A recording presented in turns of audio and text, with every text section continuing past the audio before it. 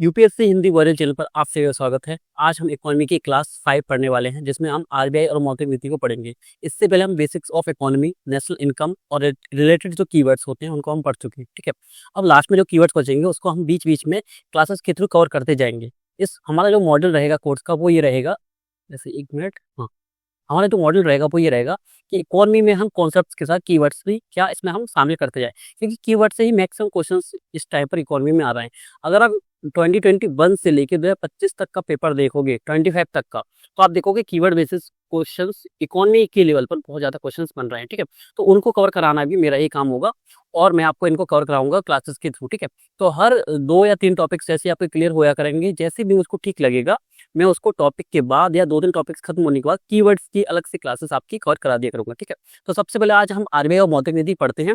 मौद्रिक नीति इस टाइम पर बहुत ज्यादा इंपॉर्टेंट है। 2026 में आपको 100% क्वेश्चन देखने को मिलेगा यहाँ से इस टॉपिक्स। ठीक है, इस टॉपिक को हम कवर करने की कोशिश करते हैं।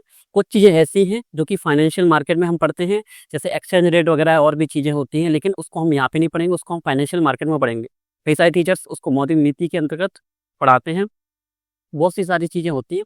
ठीक है, तो मैं इकोनॉमी में आपको सब कुछ कवर कराऊंगा, लेकिन हो सकता है सिमिलर टॉपिक्स ना हो अदर टीचर्स अगर आप मुझको कंपेयर करो तो। ठीक है, और क्लासेस के जो नोट्स हैं आपको वो हर क्लास की ये प्लेलिस्ट, ये पूरी जो प्लेलिस्ट है उसकी लिंक आपको डिस्क्रिप्शन में मिल जाएगी और डिस्क्रिप्शन में आपको क्लास नोट्स की लिंक भी मिल जाएगी। 2 या 3 घंटे बाद वो जनरेट होती है। ठीक है, तो जैसे ही क्लास आपकी अपलोड होती है उसके 3 या 4 घंटे बाद हम क्लास नोट्स की लिंक भी यहाँ पे अपडेट कर देते हैं। ठीक है, तो जो प्रीवियस क्लासेस हैं उसके डिस्क्रिप्शन में जाइए, क्लास नोट्स को डाउनलोड कीजिए, वहाँ से उसको पढ़िए अच्छे से, वहाँ से आप नोट्स बना सकते हैं या डायरेक्ट यूज भी कर सकते हैं उनको। ठीक है, अब आपको बस सिर्फ एक चीज करनी है, वो ये काम है कि सिंपल सा काम क्या करना है, सिंपल सी एक चीज करनी है कि जब भी आप नोट्स वगैरह बनाओ या इनको या पीडीएफ के थ्रू ही पढ़ रहे हो, तो पीडीएफ के थ्रू जब भी पढ़ रहे हो तो उसके साथ हमेशा लास्ट में एक पेज जरूर उसको छोड़ा करें। ठीक है, इसको आप प्रिंट निकलवा के जरूर पढ़ें। ठीक है, हार्ड कॉपी में पढ़ें। मेरा आप सभी से अनुरोध है कि हार्ड कॉपी में पढ़ें, ना कि उसको पीडीएफ फॉर्म में। अगर आप बहुत ज़्यादा सूटेबल हैं किसके लिए, अ, जैसे कि जो बहुत सारे जो स्टूडेंट्स हैं वो टैबलेट से पढ़ते हैं और आईपैड से पढ़ते हैं, तो अगर उससे आप ज़्यादा अच्छे तरीके से समझ पा रहे हैं या अच्छे तरीके से पढ़ पाते हैं तो आप उसको भी फॉलो कर सकते हैं। ठीक है, मेरा जो पर्सनल सजेशन रहेगा वो रहेगा हार्ड कॉपी का। ठीक है, बाकी आप पर निर्भर करता है। अब इसके बाद क्या करना सर, इकोनॉमी में हम सर ये चीजें कर रहे हैं तो और क्या करना है हमको, मैं आपको जल्द ही प्रैक्टिस शीट दूंगा। ठीक है, बीच क्लास में मैं आपको प्रैक्टिस शीट के थोड़े से दर्शन भी करवा दूंगा कि प्रैक्टिस शीट जो मैंने बनवाई है वो कैसी है और आपको करना क्या है। ठीक है, तो वो चीजें मैं आपको बता दूंगा प्रैक्टिस शीट को। अब मैं यहाँ पे स्टार्ट करता हूँ यहाँ से। ठीक है, तो फर्स्ट जो टॉपिक है इसमें 2 टॉपिक्स आपके कवर हैं। एक है क्या आपका, एक है आरबीआई और सेकंड है आपका मौद्रिक नीति, दोनों क्योंकि एक दूसरे से कनेक्टेड है। सबसे पहले हम आरबीआई के बारे में पढ़ते हैं। आरबीआई सबसे पहले है क्या, किसी भी देश में हमको एक, अगर हम वित्तीय चीजें चलानी है, वित्तीय कार्यवाही करनी है या वित्तीय जो चीजें हमको संभालनी है, ठीक है, क्योंकि फाइनेंशियल हमको हमको लगाना पड़ता है। जैसे कि हमारा जो घर होता है वहाँ पे एक अलमारी होती है, एक गोदरेज होती है, वहाँ पे गोदरेज कंपनी का नाम है, लेकिन ये वो इतना फेमस हो चुका है कि उसको हम अलमारी को हम गोदरेज ही बोलते हैं। ठीक है, तो वहाँ पे एक हमारा क्या रहता है, पूरा सेटअप होता है, यहाँ पे हम पैसा रखते हैं। ठीक है, सभी के घर में होता है एक ना एक चीज। ठीक है, तो उस वो हम आरबीआई को मानते हैं यहाँ पे कि पैसा सब कुछ यहाँ पे रखेंगे, पूरा ये चीजें करेंगे। और जो आरबीआई जो संभालते हैं वो कौन होते हैं, जैसे हमारे परिवार में जो प्रमुख होते हैं, जैसे किसी में दादाजी हैं, किसी में पिताजी हैं, किसी में माताजी हैं, किसी में दादी जी हैं। ठीक है, उसको देखते हैं। अगर मैं आपको इसके थ्रू बताऊं तो आरबीआई है, जो आरबीआई जो बैंक है, क्या ये बैंक है, हाँ बैंक है, या बैंकों का बैंक भी इसको कहा जाता है, इसको आगे समझेंगे। और ये क्वेश्चन आया हुआ है यूपीएससी प्रीलिम्स में कि बैंकों का बैंक क्यों कहा जाता है। ठीक है, बैंक है। हिल्टन यंग कमेटी ने इसकी क्या की थी, सिफारिश की थी आरबीआई स्थापना की कि हमको एक ऐसी बैंक ओपन करनी पड़ेगी जो कि सभी बैंकों को संभाले, उनका रेगुलेशन करे, नियमन करे, विनियमन करे। ठीक है, तो हिल्टन यंग कमेटी, तो आपको नाम याद रखना है। ये क्वेश्चंस आपकी यूपीएससी प्रीलिम्स में तो बन ही सकता है। ठीक है, इसके साथ ही वो आपकी यूपीपीसीएस में जो एग्जाम दे रहे हैं और बीपीएससी में, और यहाँ तक कि other state PCS, Jharkhand PCS है और आपका छत्तीसगढ़ है, एमपी है, राजस्थान है। लास्ट क्लास में एक स्टूडेंट ने मैसेज किया था कि झारखंड से हैं। ठीक है, झारखंड से फर्स्ट या सेकंड क्लास का उनका कमेंट है कि झारखंड से भी पढ़ रहे हैं। ठीक है, तो झारखंड पीसीएस के लिए भी इम्पोर्टेंट हो सकता है। अब हिल्टन यंग कमेटी में डॉक्टर BR अम्बेडकर भी शामिल थे। क्यों शामिल थे, इनको क्यों शामिल किया गया, क्योंकि इनको वित्त की यानी फाइनेंस की बहुत अच्छी नॉलेज थी। इनको तो हर चीज की नॉलेज बहुत, मैक्सिमम सब्जेक्ट में बहुत ज्यादा अच्छे थे, तो इनको हिल्टन यंग कमेटी के सदस्य बनाया गया था। ठीक है, तो इसके द्वारा क्या किया गया, इनके द्वारा सिफारिश की गई और उसी के बेसिस पर एक एक्ट आया, अधिनियम लाए। कौन लाए? ब्रिटिश लोग लाए। ठीक है। तो 1 अप्रैल को 1935 को एस्टेब्लिशमेंट ऑफ आरबीआई इन कोलकाता, कोलकाता में इसकी स्थापना की गई आरबीआई की। अधिनियम कौन सा लाया गया था? 1934। ठीक है, 1934 में। ठीक है। इसका हेडक्वार्टर कहाँ था? 1935 से लेकर 1937, 35 से लेकर 37 तक कोलकाता में रहा। 37 से इसको मुंबई में स्थापित कर दिया गया। ठीक है। इसको याद रखना है कि इसकी स्थापना हुई थी। ये पूछा गया क्वेश्चन है किसका? यूपी ROARO का है। ROARO का क्वेश्चन है। ठीक है। प्रीवियस ईयर में क्वेश्चन पूछा गया, एग्जैक्ट ईयर याद नहीं, मेरे एग्जाम का याद है। अब नेशनलाइजेशन कब किया गया? पहले ये क्या था? प्राइवेट फॉर्म में था। अब इसका राष्ट्रीयकरण किया गया। राष्ट्रीयकरण में आपको डिसइन्वेस्टमेंट या विनिवेश बोलूं, या राष्ट्रीयकरण में आपको पहले पढ़ा चुका हूँ। राष्ट्रीयकरण यानी आपका क्या? 50% से ज़्यादा, यानी 51% से ज़्यादा अगर हम उसको सरकारी बना देते हैं और उसको राष्ट्रीयकरण बोलते हैं। 51% से ज़्यादा हम किसी चीज़ को जो राष्ट्रीय पहले से सरकारी उसको प्राइवेट बनाते हैं तो उसको डिसइन्वेस्टमेंट बोलते हैं, या इसको बोलते हैं विनिवेश। ठीक है। तो 1949 को बनाया गया। नेशनलाइजेशन ऑफ आरबीआई कब हुआ? जनवरी 1949। ठीक है। ये क्वेश्चन पूछे रहे हैं। ये अगर आप देखो वनडे एग्जाम में ज़्यादा क्वेश्चन पूछे जाते हैं, लेकिन हमको जरूरत है कि हमको भी चीज़ें पता होनी चाहिए। ठीक है। तो हेडक्वार्टर वर्तमान में कहाँ पे है? प्रेजेंट में टाइम पर कहाँ है? मुंबई में है। पहले कहाँ था? कोलकाता में था। कब से कब तक? 35 से लेकर 37 तक। ठीक है। इसको आगे आगे देखते हैं। वर्तमान गवर्नर कौन है? संजय मल्होत्रा है। ठीक है। अब मैं इसको आपको इसके थ्रू इसलिए पढ़ा रहा हूँ जिससे आपको अच्छी अंडरस्टैंडिंग हो। ठीक है। कभी कभी ये वर्ड्स खराब हो जाते हैं एआई की वजह से। अब केंद्र सरकार द्वारा लिखा है ये। अब आरबीआई के गवर्नर क्या होते हैं? आरबीआई के गवर्नर कौन है? अभी संजय मल्होत्रा है। पहले गवर्नर कौन थे जो 1935 में ये बनी थी आरबीआई? तब थे ओसबोर्न स्मिथ। कौन थे? Osborne Smith. ठीक है। स्वतंत्र भारत की कौन थी सबसे पहले? चिंतामणि देशमुख, सीडी देशमुख। नाम इनको आपने सुना होगा, जब मॉडर्न हिस्ट्री आप पढ़ते हो तब इनका नाम देखने को मिलता है। ठीक है। तो याद रखना, नाम बिल्कुल पूछा जा सकता है। तीनों का नाम, तीनों का अगर वर्तमान का तो मुश्किल है, बहुत मुश्किल है पूछे, लेकिन इनका नाम जरूर पूछा जा सकता है। लेकिन आपको तीनों का नाम पता होना चाहिए। ठीक है। नियुक्ति कौन करता है गवर्नर की? गवर्नर कौन होता है? गवर्नर का मतलब ही क्या होता है? चीजों को संभालने वाला, गवर्न करने वाला। ठीक है। तो जो गवर्नर होता है वो आरबीआई को संभालता है। ठीक है। उसका प्रमुख होता है, अध्यक्ष मान सकते हैं, प्रमुख मान सकते हैं। तो कौन नियुक्ति करता है? इसकी केंद्र सरकार करती है। ठीक है। सेंट्रल गवर्नमेंट करती है। सभी अधिकार इसको कहाँ से प्राप्त होते हैं? आरबीआई एक्ट 1934 से प्राप्त होते हैं। ठीक है। एक्ट आया 1934 में, इसका अपने हुई किसकी? इसमें 1935 में। ठीक है। तो याद रखना है एक्ट 1934 का। अब आरबीआई गवर्नर का कार्यकाल कितने का होता है? 3 वर्ष का होता है। इसको हम 2 साल के लिए बढ़ा सकते हैं, कार्यकाल को बढ़ाया जा सकता है। ठीक है। तो इसको, इस चीज को आपको याद रखना है। तो कार्यकाल न्यूनतम 3 वर्ष, 2 साल तो इसको बढ़ाया जा सकता है। ठीक है। तो ये आपको फैक्ट्स याद रखने हैं। अब आगे से लेके चलते हैं। अब आरबीआई, सबसे पहले इसको बैंकों का बैंक और सरकार का बैंक भी कहा जाता है। इस चीज को हम आगे तो समझेंगे, अभी समझ लो। ठीक है। बैंकों का बैंक क्यों कहा गया, इस चीज को समझते हैं। बैंकों का बैंक इसलिए कहा जाता है क्योंकि अगर बैंकों को जरूरत पड़ती है पैसे की, और कई सारे जैसे बॉन्ड्स वगैरह की जरूरत पड़ती है खरीदने की, बेचने की, कुछ चीज़ों की सहायता की, हेल्प की जरूरत पड़ती है, कि कोई बैंक बर्बाद हो रही है तो वो किसके पास जाएगी? तो वो जाती है आरबीआई के पास। उसको पैसे चाहिए तो किसके पास जाती है? आरबीआई के पास। तो सिर्फ पैसे, अगर बैंक्स को पैसा चाहिए तो किसके पास जाती है? आरबीआई के पास जाती है। वो जमा भी वहीं करती है, वहीं से वो पैसे लेती है। तो इसलिए उसको बैंकों का बैंक कहा जाता है। अब इसको सरकार का बैंक क्यों कहा जाता है? सरकार का बैंक इसलिए कहा जाता है क्योंकि सरकार का जो भी फाइनेंशियल चीजें होती हैं, फाइनेंशियल जो भी चीजें होती हैं, कार्यवाही होती हैं, कार्य होते हैं, वो चीजें कौन संभालता है? वो आरबीआई ही संभालती है। सरकार को पैसे की आवश्यकता होती होती है। कैसे होती है सरकार को आवश्यकता? आप हमारे अभी जो रोड्स बन रहे हैं, इंफ्रा बन रहा है, पूरा गवर्नमेंट स्कूल्स बनते हैं, योजनाएं बनती हैं, प्रधानमंत्री ऐसे गति शक्ति योजना है, इंफ्रा बन रहा है, रेलवे बन रहा है, रेलवे की नई ट्रेन आ रही है, वंदे भारत आ रही है, वंदे भारत स्लीपर आ रही है। तो पैसा चाहिए, तो पैसा रखता कौन है? इसको पूरा संभालता कौन है? तो आप बोल सकते हो ये मुंशी भी है।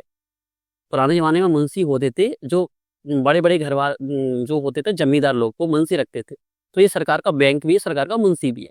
आरबीआई की स्थापना मैंने आपको बता दी है, हिल्टन यंग कमेटी। इस हिल्टन यंग कमेटी का स्थापना कब हुई थी? 1926 में। अम्बेडकर ने भी क्या किया था इसमें। ठीक है। आरबीआई का मुख्यालय इसको हम पढ़ चुके, आरबीआई का राष्ट्रीयकरण हम इसको पढ़ चुके। ठीक है। इसको मैंने इसलिए डाला है क्योंकि एक तो आप ये इसके थ्रू समझ लो, सेकंड आप इसको पढ़ भी सको रिवीजन के थ्रू, जब आप भूल ना जाओ। ठीक है। तो मैंने 2 स्लाइड्स बनाई हर चीज की। अब केंद्रीय निदेशक बोर्ड क्या होता है?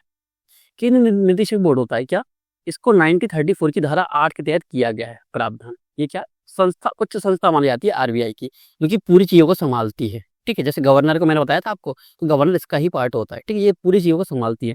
आरबीआई कैसे काम करेगी, रूल रेगुलेशन कैसे बनाएगी, पैसे कैसे लेना देना है, सब कुछ सीबीडी संभालती है, केंद्रीय निदेशक बोर्ड। ठीक है, अब यहाँ पे जरूरत है कि आप समझो धाराओं को। क्या धाराओं से क्वेश्चन पूछा जा सकता है? देखो, यूपीएससी हमेशा जो क्वेश्चन बनाती है, तो मैं आपको बता दूं, आपने सुना होगा पीवाईक्यू के बेसिस पर क्वेश्चन बनता है, साथ में करंट अफेयर्स, साथ में स्टैटिक। ठीक है, अगर किसी क्वेश्चन में ये तीनों चीजें मिल रही हैं, आपको सिमिलर देखने को मिल रही हैं, जैसे कि इकोनॉमी में अगर आप देखोगे तो मौद्रिक नीति हमेशा ही चर्चा में रहेगी, वो 24 घंटे सातों दिन हर महीने हर साल रहती ही है। ठीक है, तो करंट अफेयर्स की टेंशन छोड़ दो। पीवाईक्यू में भर भर के क्वेश्चन है, यूपीएससी प्रीलिम्स में देख लो, अदर स्टेट्स के एग्जाम में देख लो, लेकिन हम यहाँ पे यूपीएससी प्रीलिम्स को टारगेट कर रहे हैं, तो हम इसको लेके चलेंगे। स्टैटिक में तो है ही, स्टैटिक में हम पढ़ रहे हैं, लेकिन अगर आप एक तरीका देखोगे तो हमेशा क्वेश्चन पूछने का जो तरीका होता है यूपीएससी का, वो होता है, वो डेप्थ से लेके डेप्थ तक जाता रहता है। ठीक है, तो अगर हम इसका पूरा चार्ट के थ्रू आपको बताऊं, तो वो ये है, ये कि वो डेप्थ में ऐसे बढ़ता जाता है, ये आपकी डेप्थ का पूरा गहराई में जाता जाता है, कि अगर उसने आरबीआई से क्वेश्चन पूछा है, आरबीआई की गवर्नर से, तो अगली साल वो पूछेगा सीबीडी में सदस्यों से, फिर उनका कार्यकाल पूछ लेगा, फिर वो और अंदर जाके आरबीआई से अगर क्वेश्चन पहले पूछा तो हो सकता है वो एक्ट भी पूछ ले, क्योंकि देखिए अगर वो सिमिलर क्वेश्चन पूछेगा तो फिर तो आसान हो जाएगा यूपीएससी प्रीलिम्स। ठीक है, तो इसलिए बोलते हैं पीवाईक्यू की बेसिस पर पढ़ा जाता है। तो पीवाईक्यू बेसिस पर हम क्या पढ़ते हैं, डेप्थ भी पढ़ते हैं। अगर पहले क्वेश्चन आया हुआ है आरबीआई एक्ट से, आरबीआई से क्वेश्चन आया, तो अब वो थोड़ा डेप्थ में जाएगा, और डेप्थ में हमको क्या देखने को मिलेगा, धाराएं। तो धारा 3 यहाँ पे क्या बोलती है, आरबीआई की स्थापना के बारे में बोलती है। क्वेश्चन कैसे आएगा, क्वेश्चन स्टेटमेंट के थ्रू भी आ सकता है, कि सिर्फ पूरे क्वेश्चन में सिर्फ एक स्टेटमेंट हो, अदर जो 2 स्टेटमेंट है वो सीबीडी से हो, या गवर्नर से हो, या गवर्नर के कार्यकाल से हो। ठीक है, सिंपल सा बोल देगा, निम्नलिखित कथनों पर विचार कीजिए, आरबीआई से संबंधित निम्नलिखित कथनों पर विचार कीजिए। ठीक है, उसमें सिर्फ एक स्टेटमेंट हो सकता है कि धारा 4 आरबीआई और बैंकों की पूंजी से संबंधित होती है। ठीक है, और क्वेश्चन आ सकता है युग्म मिलाने के लिए, यहाँ पे धाराओं का नाम लिखा हो, यहाँ पे लिखा हो धारा, यहाँ पे लिखा हो उसके प्रावधान, प्रावधान, यहाँ पे लिखा हो धारा 4, ऐसे इसको मिला के मिलाइए, युग्म पूछ लेगा, सही पूछ लेगा, गलत पूछ लेगा। ठीक है, तो इसको आपको याद होना चाहिए। धारा 3 में आरबीआई की स्थापना, धारा 4 में आरबीआई और बैंकों की जो पूंजी होती है वो, धारा 2 में क्या होता है, नोट छापने का अधिकार। तो नोट छापने की जो मशीन या नोट छापने का जो अधिकार है वो किस में आता है, धारा 2 में। धारा 8 में क्या आता है, सीबीडी, तो ये किस में आता है, धारा 8 में, ये यहाँ पे लिखा हुआ है। ठीक है, धारा 7 में क्या है, आरबीआई गवर्नर के परामर्श से सरकार जनहित में आरबीआई को सलाह दे सकती है। गवर्नमेंट है वो सलाह दे सकती है किसको, आरबीआई को, जो आरबीआई के लिए बाध्यकारी होगी। यूपीएससी 2021 का क्वेश्चन है, बाध्यकारी होगी, गवर्नमेंट को कुछ बोलेगी, क्योंकि अंडर तो गवर्नमेंट के ही काम करना होगा ना। धारा 47 क्या बोलती है, आरबीआई अपना अधिदेश सरकार को हस्तांतरित करती है। ठीक है, अब इसमें सभी धाराएं थी, लेकिन हमने कुछ इंपोर्टेंट उठाएंगे जिससे प्रीलिम्स में क्वेश्चन बन सकता है। ठीक है, क्योंकि हम सभी चीजें पॉसिबल नहीं है पढ़ना, क्योंकि हम एक तो पूरा पॉलिटी पढ़ रहे हैं, कॉन्स्टिट्यूशन के आर्टिकल्स पढ़ रहे हैं, तो सिर्फ इंपोर्टेंट पढ़ेंगे, क्योंकि हर चीज पढ़ी नहीं जा सकती। अब ये व्यक्ति पूछ रहा है, भाई तुम जानते हो क्या? उसने बोला क्या जानते हो? इसने बोला कि हाँ मैं जानता हूँ कि आरबीआई का काउंटिंग पीरियड होता है, वो क्या होता है, अप्रैल 1 से लेकर 31 मार्च। अब काउंटिंग पीरियड क्या होता है, जैसे कि मैंने आपको पढ़ाया हुआ भी है कि वित्तीय वर्ष, तो वित्तीय वर्ष आरबीआई का जो होता है वो होता है 1 अप्रैल से लेकर 31 मार्च तक। इसको मैंने आपको जीडीपी में भी पढ़ाया था, फाइनेंशियल ईयर। फाइनेंशियल ईयर क्या होता है, जैसे कि हम एक साल में बैठते हैं और विचार करते हैं कि हमने कितना खर्च कर दिया, कितना कमा लिया, तो पूरा जो स्ट्रक्चर वे में होता है ना, तो वो 31 मार्च में बैठते हैं। ठीक है, आप अगर आपके रिलेशन में कोई भी बैंक से हो, उनको ये चीज़ पता होता है कि मार्च में काम बहुत ज़्यादा होता है बैंकों में। ठीक है, इसीलिए क्योंकि 1 अप्रैल से स्टार्ट होता है 31 मार्च तक। ये वनडे एग्जाम में बहुत बार पूछा गया है, बेसिक फैक्ट है, आपको पता ही होना चाहिए, और आपको पता भी होगा पहले से। अब आरबीआई की शक्तियां और आरबीआई के कार्य क्या होते हैं, इन चीज़ों को समझते हैं, इसको अच्छे से। ठीक है, इसको समझो। सबसे पहले फर्स्ट पॉइंट हम देखेंगे, मौद्रिक प्राधिकरण होता है। अब मौद्रिक प्राधिकरण का मतलब क्या होता है, मौद्रिक नीति तैयार करता है। मौद्रिक नीति हम टॉपिक इसमें टॉपिक को पढ़ने वाले हैं, उसको हम समझ ही लेंगे अच्छे से। मौद्रिक नीति कौन बनाता है, आरबीआई बनाता है। ठीक है, और मौद्रिक नीति समिति इसमें हेल्प करती है, मौद्रिक नीति समिति। अभी इसको हम समझेंगे कि मौद्रिक नीति समिति क्या है। ठीक है, मौद्रिक नीति समिति से क्वेश्चन पूछा गया है पहले भी। ठीक है, ये क्या करता है, आपके repo rate, reverse repo, SLR, OMO, open market operations, आपका सामरिक तरलता अनुपात, आपका CRR, कैश रिजर्व रेशियो वगैरह, ये चीज़ें MSF, ये चीज़ें क्या करता है RBI संभालता है। इस चीज़ को तो हम पढ़ेंगे ही अभी, ठीक है, डेप्थ में जाके पढ़ेंगे। बैंक और NBFC का विनियमन करता है। ये क्या करता है, बैंकों को लाइसेंस जारी करता है, क्योंकि ये सबसे सुप्रीम है। नई बैंकें ओपन होंगी, बैंकें कैश चलेंगी, हर चीज का जो जो करेगा, यानी जो प्रिंसिपल है इस स्कूल का, जिस स्कूल में बैंक पढ़ती है, ठीक है। विवेकपूर्ण मानदंड लागू करता है, मैंने बोला कि एनपीए मतलब, इसको हम एनपी टॉपिक को पढ़ेंगे दो या तीन टॉपिक्स के बाद, एनपीए, ठीक है। धोखाधड़ी का पता लगाने के लिए साइबर सुरक्षा की, ठीक है। तो बैंकों में जो भी चीजें संभालता है तो वो आरबीआई संभालता है, ठीक है। जोखिमपूर्ण परिसंपत्ति बोलते हैं एनपीए को, ठीक है। मुद्रा जारी करता है, सेकंड हो गया। थर्ड पढ़ते हैं, मुद्रा जारी करता है यानी जो भी पैसे की छपाई होती है, अभी हमने पढ़ा था नोट छापने की, जो नोट छापने हैं, सिक्के प्रिंट करने, कुछ भी करना है तो काम कौन करता है, ये करता है। लेकिन यहाँ पे ध्यान देने वाली एक चीज है कि 1 रुपए के सिक्का को वित्त मंत्रालय जारी करता है, वित्त मंत्रालय जारी करता है। बस 1 रुपए के छोड़कर कहाँ तक, आपके 500 रुपए के नोट तक, क्योंकि अब 2000 का नोट नहीं है, 1000 का नोट नहीं है, ध्यान रखना, ठीक है। जो भी करेंसी है वो कौन करता है, वो आरबीआई करता है। आपका 4th नंबर का पॉइंट है विदेशी मुद्रा प्रबंधन। विदेशी मुद्रा प्रबंधन, इसको हम आगे भी पढ़ेंगे थोड़ा सा डिटेल में। तो ये क्या, विदेशी मुद्रा भंडार क्या होता है? विदेशी मुद्रा भंडार वो होता है कि हम एक अलग से अपने पास एक रिजर्व रखते हैं, रिजर्व यानी एक अलग से पर्स रखते हैं, बटुआ रखते हैं। तो उसमें क्या रखते हैं हम, उसमें हम गोल्ड रखेंगे, उसमें हम कैश भी रखेंगे। कैश का फॉर्म क्या होगा, डॉलर भी होगा, ठीक है। ये तो ये चीजें होंगी। इसमें आपका आईएमएफ द्वारा जो रिजर्व रखते हैं, आईएमएफ के पास वो रखते हैं। आईएमएफ की जो अनऑफिशियल मुद्रा तो उसको बोलते नहीं है, जो आईएमएफ का क्या होता है भंडार, उसमें रिजर्व होता है, उसको रखते हैं हम इसमें। जो बास्केट होता है आरबीआई का, ठीक है, उसमें ये रखते हैं। तो ये क्या होता है, इसका काम क्या होता है, इससे हम क्या खरीदते हैं, विदेशों से चीजें खरीदते हैं। जैसे हमको ऑयल लेना है तो बाहर से लेते हैं। लेकिन इस टाइम पे क्या हो रहा है, इस टाइम पे हम, आपने सुना होगा कि डी डॉलराइजेशन हो रहा है, ठीक है। तो डॉलर को हम कम कर रहे हैं, यूज करना कम कर रहे हैं, अपनी करेंसी खुद की ज्यादा यूज कर रहे हैं। जैसे कि रशिया, जैसे इंडियन करेंसी में हमने क्या किया था, पेमेंट किया था रशिया को ऑयल खरीदने में। इसी वजह से हम पर क्या आ रहा है, अमेरिका हम पर 50% टैरिफ हम पर इम्पोज कर रहा है, ठीक है। इसीलिए तो आपको सभी का कनेक्शन पता होना चाहिए कि काम कैसे कर रहा है। ये हमारे पास बटुआ है, पर्स है, इससे हम क्या करते हैं, विदेशों से चीजें खरीदते हैं, ठीक है। तो ये मान लो हमने अगर रुपए से खरीदने की कोशिश की कि रुपीज से, तो दूसरे देश तो ये समझेंगे भाई तुम तो छापते रहोगे और देते रहोगे, तुम्हारा क्या जा रहा है, तुम्हारी खुद की मशीन है, खुद की मुद्रा है, और हमारी तो चीजें चली जाएंगी, ठीक है। तो जो विश्व स्तर पर जो मानी हुई चीजें हैं कि हाँ इससे आप करेंसी यूज कर सकते हो, जैसे कि हम मानते ही हैं, वास्तविक में अगर हम देखें तो करेंसी क्या है, जब तक हम उसको वैधता ना दें। 500 का नोट या 1000 का नोट या 2000 का नोट, ये क्या है, नोट ही तो है, कागज ही तो है। लेकिन हमने उसको मान्यता दे दी कि आरबीआई की सील उस पर लगी है, ठप्पा लगा है, तो उसको हम धन मानेंगे, ठीक है। आज अगर पूरी जनता इंडिया की मना कर दे कि हम इस करेंसी को नहीं मानेंगे, तो क्या वो कागज नहीं बन जाएगी? जैसे कि 500 का नोट बंद हुआ था तो कागज ही बन चुका था, वो यूज ही नहीं हो रहा था। तो करेंसी वास्तविक नहीं होती, आभासी होती है कि हम उसको मान के चलते हैं, इमेजिनरी, कि हाँ ये पैसा है, नोटों की गड्डी रखी हुई है तो कागज, ठीक है। लेकिन वैधता तो विदेश जो अंतर्राष्ट्रीय स्तर पर जो वैधता प्राप्त होती है वो इन चीजों को प्राप्त होती है। विदेशी मुद्रा भंडार में क्या क्या शामिल होता है उसको हम अभी पढ़ेंगे, ठीक है। अब वित्तीय समावेशन क्या होता है? वित्तीय समावेशन का मतलब मैं आपको पहले समझा दिया, समावेशन का मतलब, ठीक है। अब वित्तीय समावेशन का सीधा सा मतलब है, और वित्तीय समावेशन पूछा भी गया है फिल्म्स में, ठीक है। वित्तीय समावेशन का मतलब क्या है कि पैसा जनता के सभी वर्गों तक पहुंची।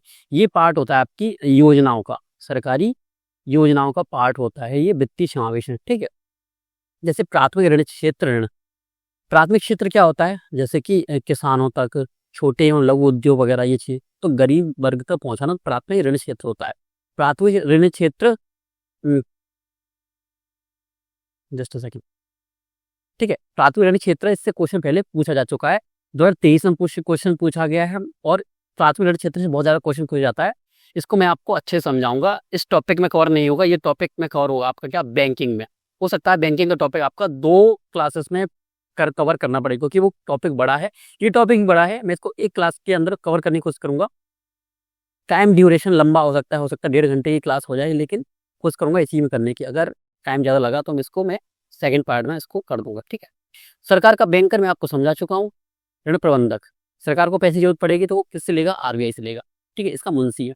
भुगतान एवं निपटान प्रणालियाँ, जैसे आप यूपीआई यूज कर रहे हो, फोन पे यूज कर रहे हो, गूगल पे यूज कर रहे हो, तो ये सभी चीजें कौन संभाल रहा है? सबसे जो सुप्रीम पार्ट है वो कौन है? तो आरबीआई। सिंपल सी चीज समझ लो ये चीजें, कि आरबीआई फाइनेंशियल का क्या है? सुप्रीम है, प्रिंसिपल है, वही सब चीजें संभालेगा आपकी, ठीक है। नेक्स्ट चलते हैं। आरबीआई को बैंकों का बैंक क्यों कहा जाता है? क्यों कहा जाता है? कि आरबीआई, इसके अंतर्गत आरबीआई 3 महत्वपूर्ण कार्य करता है। मैंने आपको बताया, आरबीआई सभी बैंकों से जमा स्वीकार करता है, मैंने बोला था जमा करते हैं पैसा। यूपीएससी पीटी 2012 और 21 में पूछा गया क्वेश्चन है ये, याद रखना। छोटे छोटे से आपको लग रहा होगा सिंपल स्टेटमेंट है, इसमें क्वेश्चन कहाँ से आएगा? सिंपल है, इसी क्वेश्चन इसलिए क्वेश्चन आ रहे हैं, ठीक है। ज्यादा टफ से क्वेश्चन आएगा तो किसी से सॉल्व भी नहीं होता, तो सिंपल से है, यहाँ से क्वेश्चन आपका गलत नहीं होना चाहिए। सेकंड पॉइंट है आपका, आरबीआई आवश्यकता पड़ने पर बैंकों को उधार देता है। आरबीआई आवश्यकता पड़ने पर बैंकों को उधार देता है, इसलिए आरबीआई को अंतिम लेंडर ऑफ लास्ट रिजॉर्ट कहा जाता है। ये भी क्वेश्चन पूछा गया है स्टेट पीसीएस में, स्टेट पीसीएस में क्वेश्चन पूछा गया है, ठीक है। क्या है? लेंडर ऑफ लास्ट रिजॉर्ट, अंतिम ऋणदाता। अंतिम ऋणदाता का मतलब क्या है? जब बैंकों को कहीं से भी लोन नहीं मिलेगा तब उनको बैंकों को लोन कौन देता है? अब उनको बैंकों को लोन आरबीआई देता है।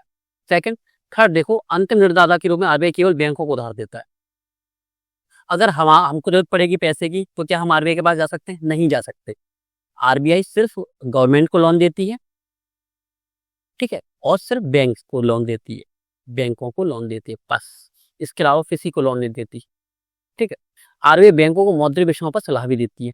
अगर बैंकों को जरूरत पड़ती है कि सलाह की कि हमें इस टाइम पर क्या करना चाहिए, तो एक कमेटी होती है, उस कमेटी के माध्यम से उसमें विशेषज्ञ होते हैं, एक्सपर्ट्स होते हैं आपके फाइनेंस के, तो वो उनको सलाह भी देती है, ठीक है। इसीलिए बैंकों को बैंक कहा जाता है। हो सकता है जब पीटी 2012 में आया, 21 में आया, तो 26 में क्यों नहीं आ सकता? किसने मना किया है? तो ये चारों स्टेटमेंट है, इनको समझ तो आप लो ही, इसलिए अगर आपने एक बार समझ भी लिया और पढ़ लो, तो अगर आपका क्वेश्चन आया तो गलत। अब यहाँ पे एक चीज समझना आप सभी, ये पूरे सभी सब्जेक्ट्स को लेकर बात करूंगा, इकोनॉमी को लेकर नहीं है। आपकी बात रही polity, economy, environment, history, geography, ठीक है। इनके अगर आप इजी क्वेश्चन गलत कर रहे हो, इजी क्वेश्चन गलत कर रहे हो, आपका सिलेक्शन कभी नहीं हो सकता। रियलिटी है, गलत लगी ये चीज कहने में कि मैंने गलत बोल दिया एकदम से, वो ओके, कठोर शब्द है ये मेरे, लेकिन रियलिटी यही है। जिसका प्रीलिम्स निकला है उससे पूछ लेना, अगर ईमानदार हो तो, ठीक है। टॉपर से पूछ लेना। यानी अगर सिंपल क्वेश्चन आ रहा है तो वो गलत करने ही नहीं चाहिए, पता है क्यों? क्योंकि अगर आप उनको गलत कर रहे हो, क्योंकि पास बैठा व्यक्ति उसको सही कर रहा है, वो आपसे कट ऑफ में आगे निकल जाता है, तो ये तो गलत करो ही नहीं। टफ क्वेश्चंस कैसा होता है कि सभी के क्वेश्चंस बराबर सही होते हैं, बराबर गलत होते हैं, ठीक है। तो यहाँ पर तो आप लेवल मैच करके चलो और आगे ही लेके चलो। जैसे कि अगर इकोनॉमी के क्वेश्चंस में से अगर मान लो 15 क्वेश्चन आ रहा है, 15 में 10 क्वेश्चन इजी हैं, तो आपके मैक्सिमम 9 सही होने चाहिए। एक क्वेश्चन हो सकता है गलत हो जाए, और मैं तो ये बोल के चलता हूँ कि अगर इजी क्वेश्चन आपके नोट्स में से आ रहे हैं, सभी जो पढ़ रहे हैं उससे आ रहा है, 10 के 10 क्वेश्चन सही होने चाहिए। 9 से अगर आपके 8 भी क्वेश्चन हो रहे हैं तो आप सबसे पीछे हो रहे हो, आप कट ऑफ से पहले ही बाहर हो, ठीक है। तो इजी क्वेश्चन तो गलत नहीं होना चाहिए, और इसके लिए आप क्या करोगे? आपको मैं प्रैक्टिस शीट्स दूंगा, ठीक है। प्रैक्टिस शीट दूंगा आपको मैं, इसके लिए प्रैक्टिस शीट में आपको बताऊंगा, उससे आपको क्या प्रैक्टिस भी करनी है। कुछ आपको अलग से उसमें वैल्यू एडिशन भी मिलेगा। वैल्यू एडिशन का मतलब क्या होता है? हो सकता है क्लासेस में कुछ में पढ़ा है नहीं, लेकिन वो यूपीएससी में पहले पूछा जा चुका है। यूपीएससी में कैसे? फिल्म्स में नहीं, सिर्फ यूपीएससी फिल्म्स का नहीं, उसमें सीडीएस का भी, सीडीएस का भी, सीएपीएफ का भी, ठीक है, यूपीपीसीएस का प्री भी, ठीक है। तो पूछा गया है तो उसको भी हम वहां पर सीट्स के थ्रू कवर कर लेंगे, क्योंकि क्लासेस में हर चीज कवर कराना क्या होगा, आप टाइम टेकिंग प्रोसेस है, ठीक है। आप क्लासेस को लोगे, उससे अच्छा आपने पूरा कॉन्सेप्ट को पढ़ लिया, सिर्फ आप उसमें वैल्यू एडिशन कर रहे हो। वैल्यू एडिशन कैसे कर रहे हो? प्रैक्टिस सीट्स के थ्रू, ठीक है। कैसे करना है मैं प्रैक्टिस सीट दिखा के आपको और देखकर, ये क्लासेस के थ्रू अलग बता दूंगा, 5 से 7 मिनट या 10 मिनट में आपको समझा दूंगा। इसको हमने समझ लिया, ये हमने दोबारा, हाँ ये लगा दिया, ठीक है। अब विदेशी मुद्रा का भंडार का संरक्षक होता है, मैंने आपको बताया था। अब क्या क्या होता है? विदेशी मुद्रा भंडार में 4 घटकों से मिलकर बना होता है। याद रखना, ये चीज पूछी गई है पहले, ये देखो यूपीएससी 2013 में पूछी गई है। क्या क्या होता है? विदेशी मुद्रा परिसंपत्ति, एसेट्स, विदेशी मुद्रा यानी डॉलर मान के चलो, स्वर्ण, गोल्ड, विशेष आहरण अधिकार, एसडीआर, एसडीआर 2016 का क्वेश्चन है ये। और आपका आईएमएफ के पास रिजर्व, आईएमएफ के पास हम जो रिजर्व रखते हैं एक वो, इसको चारों को मिला के क्या बनता है? इसको चारों को मिला के बनता है विदेशी मुद्रा भंडार। ये आपको याद रखना है कि 4 घटक होते हैं, इनको रट लेना अच्छे से। विदेशी मुद्रा भंडार में सबसे बड़ा जो अधिक योगदान होता है वो होता है विदेशी मुद्रा परिसंपत्ति का, यानी डॉलर का इस टाइम पर, क्योंकि डॉलर को क्या है, जो अंतर्राष्ट्रीय स्तर पर क्या है, वैधता प्राप्त है। ये सभी देश इससे क्या कर लेते हैं, अपना जो व्यापार ट्रेड है उसको करते हैं। ठीक, डॉलर के साथ साथ अन्य मुद्राओं को भी शामिल किया जाता है, किंतु सबसे अधिक जो डॉलर है लगभग 55% होता है। विश्व में सबसे अधिक जो विदेशी मुद्रा भंडार है, जैसे हमारे पास रिजर्व है, मेरे पर्स में है वो है मेरे पास 100 रुपए, किसी की में 150, ठीक है। तो ऐसा सबसे ज्यादा पैसे वाला है, जिसके पास में सबसे ज्यादा पैसे हैं, वो है चाइना। जबकि भारत का जो स्थान है वो कौन सा है, 4th नंबर पे आता है। ठीक है, तो ये चीज पता होना चाहिए। अब विशेष आहरण अधिकार क्या होता है? इसे 1969 में स्टार्ट किया गया था, किसके द्वारा? आईएमएफ के द्वारा। अब आईएमएफ क्या होता है, इनको हम अलग से पढ़ेंगे। ये समझ लो सिंपल चीजें, जैसे कि हमारे यहाँ अभी आरबीआई है, तो अंतर्राष्ट्रीय स्तर पर आप उसको वर्ल्ड बैंक या आईएमएफ मान के चलते हो। ठीक है, पैसे की जरूरत पड़ती है तो आईएमएफ से हम पैसा लेते हैं। जब 1991 में हम जब एलपीजी लाए थे तो हमने पैसा किससे लिया था? आईएमएफ से लिया था, सिंपल सी चीज, आईएमएफ से लिया था। ठीक है, लेकिन यहाँ पे पॉइंट्स याद करने की जरूरत है, जो पॉइंट्स आपको पता होना चाहिए। 1969 में स्टार्ट किया गया था अंतर्राष्ट्रीय मुद्रा कोष द्वारा। इसे आईएमएफ की आधिकारिक मुद्रा नहीं माना जाता। अगर स्टेटमेंट आ जाए कि यह आधिकारिक मुद्रा है, करेंसी है, करेंसी में ये नहीं आता, करेंसी नाम ही गलत है इसके लिए। इसलिए मैंने आपको पहले भी बताया था जब मैं पढ़ा रहा था स्टार्टिंग फर्स्ट स्लाइड में। इसे अंतर्राष्ट्रीय आरक्षित परिसंपत्ति कहा जाता है। यहाँ पे छोटे छोटे फैक्ट हैं, अगर ये गलत नहीं होना चाहिए। इसको आधिकारिक मुद्रा नहीं माना जाता है, इसे अंतर्राष्ट्रीय आरक्षित परिसंपत्ति भी कहा जाता है। यह आईएमएफ की लेखा इकाई है, ठीक है, काउंटिंग यूनिट है। एसडीआर बास्केट के रूप में होता है। बास्केट के रूप में मतलब क्या होता है, ये एक चीज नहीं होती कि सिंपल सा क्या हो, कि सिंपल सा कागज हो, जैसे कि 1000 का नोट, 500 का नोट, ऐसे नहीं। ये बास्केट होता है, सिंपल सा एक बास्केट। एक कटोरी लेके चलो या डलिया लेके चलो, उसमें डॉलर रखा है, पाउंड रखा है, यूरो रखा है, येन रखा है, रेवेन्यू भी रखा है। टेस्ट में क्वेश्चन जरूर मिलेगा आपको 100%। आप बीजन का दे रहे हो, बाजीराम का दे रहे हो, फॉरम का दे रहे हो, किसी भी बड़ी कोचिंग का दोगे, यूपीएससी इकोनॉमी में यहाँ से क्वेश्चन जरूर बनेगा। ठीक है, तो याद रख लेना, फिल्म्स के लिए इंपोर्टेंट है कि एसडीआर बास्केट में क्या क्या आता है। अब मैंने क्या बोला था, डेप्थ के लिए बढ़ता है। अगर विशेष आहरण अधिकार उसने पूछा है तो क्या ये नहीं पूछ सकता कि ये एसडीआर बास्केट है, उसमें क्या क्या शामिल होता है। तो याद रखना, डॉलर, पाउंड, यूरो, येन, रेमिनबी। लास्ट में कौन सा शामिल हुआ है इसमें? चीन का रेमिनबी शामिल हुआ है, जापान का येन। इसको आगे पढ़ते हैं, ठीक है। अब आरबीआई को नोट जारी करने के लिए 1956 से, मान लो आरबीआई को नोट जारी करने हैं, कि नए नए नोट बनाने हैं उसको, यहाँ पे गांधी जी, ठीक है, तो न्यूनतम रिजर्व प्रणाली का प्रयोग करता है। न्यूनतम रिजर्व प्रणाली का मतलब क्या होता है, जो कम से कम 200 करोड़ का होता है, इसमें से 115 करोड़ रुपए का रिजर्व शुद्ध सोने के रूप में होता है। यानी अगर उसको करेंसी छापनी है तो अपने मन से नहीं छाप सकता, उसको रिजर्व रखना पड़ेगा। अब ऐसा सिस्टम क्यों बनाया है रिजर्व रखने का? मैंने सिंपल से क्या बात बोली थी आपसे, कि मान लो हमको विदेशों से कुछ खरीदना है, तो अगर हम उसको रुपीज में क्या पेमेंट करते हैं, तो वो ये सोचेगा ना कि अरे मुझे क्या विश्वास, ये तो छाप छाप के देता जाएगा, छाप छाप के देता जाएगा, चीजें मुझसे खरीदता जाएगा, मेरा देश ही खत्म हो जाएगा इस तरीके से। तो इसके बीच हम रिजर्व रखते हैं कि देखो भाई, अगर ये नोट हमारा किसी दिन काम भी नहीं आया, तो हमारे पास जो रिजर्व है ये ले लेना। रिजर्व में सबसे ज्यादा क्या होता है, 115 करोड़ रुपए का तो शुद्ध सोना ही होता है। बाकी रिजर्व के रूप में क्या होता है, आपका डॉलर वगैरह रख लेते हैं, डॉलर है, प्रतिभूतियां वगैरह हैं ये, तो हमको 200 करोड़ का रिजर्व रखना पड़ता है। ठीक है, 1956 से उसको हम मेंटेन करना पड़ता है। ठीक है, तो गोल्ड रखते हैं। और गोल्ड तो ऐसा है कि गोल्ड तो हमको दिख रहा है, नोट तो ऐसा है ना कि आज बंद कल चालू, गोल्ड तो ऐसा नहीं होता है। ठीक है, लेकिन अगर हम रियलिटी में देखें तो इसको हम चलो बाद में समझेंगे, ये भी एक इमेजिनरी ही है। आज हम स्टील को मान के चलें और स्टील को हम महंगा कर दें, सभी दुनिया के लोग मानने लगे कि आज से हम स्टील को खरीदेंगे 1 लाख रुपए किलो, केजी। स्टील बहुत है दुनिया में, इसलिए सोना कम है, इसलिए वो हो गया। यूरेनियम, जो चीजें कम होगी क्रिटिकल होगी उसको महंगा कर देते हैं। लेकिन मान लो स्टील को लेके चलते, तो क्या स्टील का हम एज अ गोल्ड यूज नहीं कर सकते? बिल्कुल कर सकते हैं, लेकिन हर चीज इमेजिनरी है। दुनिया ने ये सुविधाएं बना दी अपने अकॉर्डिंग। सोना महंगा है ही नहीं, उसको हमने बनाया है, वो हमारी नज़र में महंगा है। ठीक है, सब लोगों ने मिलके मान लिया। अगर मान लो स्टार्टिंग से हम गोल्ड को एज अ क्या यूज करते, बर्तनों में यूज करते तांबे की तरह, क्या होता? महंगा इतना नहीं होता। इसका यूज भी ऐसे नहीं होता। ये चीज समझने की है, लेकिन इकोनॉमी के कॉन्सेप्ट से में ये मत डाल देना। ये तो मैं आपको समझाने के लिए बोल दिया बस, ठीक है। रियल रियल लाइफ टिप्स हैं ये वाली। अब टॉपिक आता है आपका मौद्रिक नीति। मौद्रिक नीति को हम समझेंगे, टाइम ज़्यादा लगेगा, तो मैं इस वीडियो को दो स्प्लिट कर दूंगा, दो पार्ट्स में, ठीक है। मैं पढ़ाऊंगा तो एक ही क्लास में। अब मौद्रिक नीति को पढ़ते हैं। मौद्रिक नीति से तात्पर्य क्या है? किसी देश के केंद्रीय बैंक, हमारा केंद्रीय बैंक कौन है? हम पढ़ चुके हैं आरबीआई, अपनी मुद्रा आपूर्ति और ब्याज दरों को प्रबंधित नियंत्रित करने के लिए की जाने वाली कार्यवाहियों से मौद्रिक नीति। मौद्रिक नीति का मतलब क्या होता है? कि हम संभाल रहे हैं देश में व्यवस्था कि कितनी मुद्राएं जानी चाहिए, मांग किससे बढ़ेगी, आपूर्ति किससे बढ़ेगी, मेंटेन करना पूरी चीजें। तो पूरी देश की अर्थव्यवस्था को मेंटेन करना, तो उसके लिए हम मौद्रिक नीति बनाते हैं। और मौद्रिक नीति हम में से कौन बनाता है? आरबीआई बनाता है, ठीक है।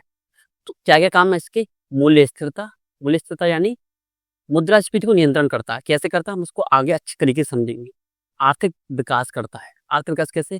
कि जब तक हम उसको मेंटेन करके उसको पैसे नहीं देंगे गवर्नमेंट के थ्रू, पॉलिसीज के थ्रू, आप समावेशी विकास नहीं करोगे, तब तो डेवलपमेंट कैसे होगा? गरीबों तक पहुंचाना है। कैसे पहुंचाना है? आपका प्रधानमंत्री जन धन योजना, आपका किसान स्वामित्व योजना, और भी योजनाएं हैं। रोजगार, रोजगार भी इसी से होता है। रोजगार कैसे होता है? हम इंफ्रा बनाते हैं। इंफ्रा बनाते हैं, इंफ्रा, हम रेलवे को आगे बढ़ा रहे हैं, रेलवे को आगे बढ़ा रहे हैं। हम नए एयरपोर्ट्स बना रहे हैं, नए रोड्स बना रहे हैं। तो क्या इससे रोजगार, एम्प्लॉयमेंट आगे बढ़ता है? बिल्कुल बढ़ता है। क्या बढ़ता है? हमारा रोजगार बढ़ता है, ठीक है। ये तीन चीजें हमको देखने को मिलती है, बेसिक चीजें। अब एक होती है एमपीसी। एमपीसी क्या होती है? ये मौद्रिक नीति बनाने में आरबीआई की सहायता करती है। मौद्रिक नीति समिति बहुत इंपॉर्टेंट आपका क्या है, टॉपिक है, ठीक है। इससे क्वेश्चन पूछा जा चुका है, इसके बारे में हम पढ़ते हैं। अब इसका उद्देश्य क्या होता है? प्राइस स्टेबिलिटी होता है, मूल्य स्थिरता। कि हम यहाँ पे जो बाजार है उसमें कोई भी चीजें बढ़ने ना दें। जैसे बढ़ने क्यों ना दें? जैसे कि कोई चीज ज्यादा महंगी हो रही है, प्याज ज्यादा महंगी हो रही है, कुछ चीजें महंगी हो रही हैं, या बहुत सारी चीजें सस्ती हो रही हैं। तो जो प्राइस का ऊपर बढ़ना, मुद्रास्फीति बढ़ना घटना, इसको मेंटेन कौन करता है? इसको मौद्रिक नीति समिति इस पर विचार करती है, विमर्श करती है, ठीक है। तो इन्फ्लेशन टारगेट करती है। सेकंड कंपोजिशन क्या है इसका? कंपोजिशन क्या है इसका? संगठक क्या है इसका? संगठन, तो इसका है 3 आरबीआई मेंबर होते हैं इसमें, और 3 गवर्नमेंट के नॉमिनीज होते हैं। यानी 3 तो आरबीआई अपनी ओर से भेज देता है कि 3 सदस्य ये हैं, और 3 होते हैं जिनको गवर्नमेंट क्या करती है, आपकी गवर्नमेंट भेजती है, ठीक है, अपनी ओर से। कौन कौन होते हैं? इकोनॉमिक एक्सपर्ट्स होते हैं, यानी आर्थिक विशेषज्ञ होते हैं। फिक्स टेन्योर होता है इनका, अवधि फिक्स होती है 4 साल की, ठीक है। नॉन रिन्यूएबल होते हैं, दोबारा नहीं बनाए जा सकते, ठीक है। 3 आरबीआई मेंबर्स कौन होते हैं? एक तो गवर्नर ही होंगे, क्योंकि प्रमुख तो यही है। एक डिप्टी गवर्नर होंगे मॉनेटरी पॉलिसी में, और आरबीआई बोर्ड में नॉमिनी होगा। आरबीआई बोर्ड क्या करेगा? जो आपका सीवीडी था, वो एक नाम मनोनीत कर देगा। किसको कर देगा? किसी भी एक एक्स ऑफिशियल को, पोस्ट बेस्ड, ठीक है। कि आप होंगे 3, वो 3 हो जाएंगे इसमें, एक गवर्नर, एक डिप्टी गवर्नर, एक आरबीआई बोर्ड का नॉमिनी, और 3 हो जाएंगे इसमें से। टोटल कितने होते हैं? 6 होते हैं, ठीक है। इनका फिक्स टेन्योर होता है किसका? 3 जो गवर्नमेंट नॉमिनीज होते हैं 4 साल। और इनका कितना होता है आरबीआई मेंबर्स का? इनका उतना ही होता है जब तक वो आरबीआई में बने हैं, जब तक वो आरबीआई की अवधि चल रही है उनकी। आरबीआई की जो गवर्नर की अवधि वो कितनी रही? 3 साल प्लस 2, इसको बढ़ा सकते हैं। पावर्स क्या होती है? ये रेपो रेट को अकेले क्या करते हैं? रेपो रेट को कम ज्यादा करने की क्षमता रखते हैं। इन्हीं की सलाह से आरबीआई क्या करती है? रेपो रेट को कम ज्यादा करती है, ठीक है। और इसको महंगी करनी है, सस्ती करनी है, महंगी करनी है, सस्ती करनी है, या उदासीन करनी है, इसको हम समझे कि ये होता क्या है, ठीक है। ये डिसाइड क्या नहीं करता? सीआरआर ये नहीं करता, एसएलआर ये नहीं करता, ओएमओ ये नहीं करता। ये चीजें क्या होती है इसको हम समझेंगे, लेकिन याद रखना ये चीज फैक्ट है, फैक्ट अच्छे से पढ़ना। रेपो रेट अकेला करती है, बाकी जो चीजें हैं वो आरबीआई ही निर्धारित करती है। मीटिंग्स कैसे होती हैं? इसकी होती है चार चार बार होती है ईयर में, बाई मंथली, पॉलिसी रिजोल्यूशन होता है, मिनट्स पब्लिश्ड होता है, ठीक है। अकाउंटेबिलिटी क्या होती है? जवाब देता है या उत्तरदायित्व तो क्या होता है? इन्फ्लेशन आउटसाइड टारगेट करता है, रिपोर्ट्स देता है। अब एक चीज याद रखना आप इसमें, एमपीसी की इम्पोर्टेंट जो क्या है आपकी रिपोर्ट्स, कौन कौन सी रिपोर्ट क्या जारी करता है? आपकी मौद्रिक नीति समिति, वो आपको कमेंट करना है अगर आपको कोई याद आ रही हो, ठीक है। सिंपल सा, नहीं याद आ रही हो तो सिंपल सा मत करना, अगर याद आ रही हो तो लिख के देना, ठीक है। चेयरपर्सन कौन होता है एंड वोटिंग क्या होती है? वोटिंग व्यवस्था क्या होती है? आरबीआई गवर्नेंस का चेयरपर्सन होता है, एक मेंबर का एक वोट माना जाता है, और 6 में से जिसके मेजोरिटी होती है उसको क्या मिलता है, वही चीज हम फॉलो करते हैं, ठीक है।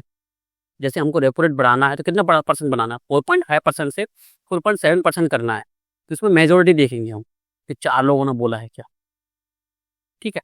तो 3 गवर्नमेंट की नॉमिनीज हैं, इसीलिए बराबरी पे आते हैं। तो जो विशेषज्ञ तो जो रियल क्या होता है, रियल एडवाइस होती है, सही सलाह होती है, एग्जैक्ट जो होना चाहिए एक्सपर्ट्स की राय में, तो उसी को हम फॉलो करते हैं, ठीक है। इसको हमने देख लिया। अब आरबीआई द्वारा साख नियंत्रण किया जाता है। साख नियंत्रण यानी कि पैसा जा रहा है बाहर और पैसा अंदर आ रहा है, ठीक है, मैंने बताया भी हूँ पहले। इसे आरबीआई की मौद्रिक नीति के घटक भी कहा जाता है। 2 टाइप से करता है, मात्रात्मक और गुणात्मक। ये हैं 2 टाइप्स इसके, ठीक है, ये हैं। आरबीआई इसके द्वारा बाजार में तरलता को नियंत्रित करता है। तरलता यानी, अब एक चीज समझो, तरलता। यूपीएससी ने जब क्वेश्चन पूछा था तो उसने उसको नाम दिया था द्रव्य। हिंदी मीडियम वाले यहीं पे खत्म हो गया था खेल, हिंदी मीडियम वालों का, अगर उन्होंने इंग्लिश का वर्ड ना देखा हो तो, ठीक है। तो तरलता को उन्होंने द्रव्य भी बोला था, लिक्विडिटी। तरलता, तरलता क्या होती है? पैसे का बहना, कितना पैसा मार्केट में है।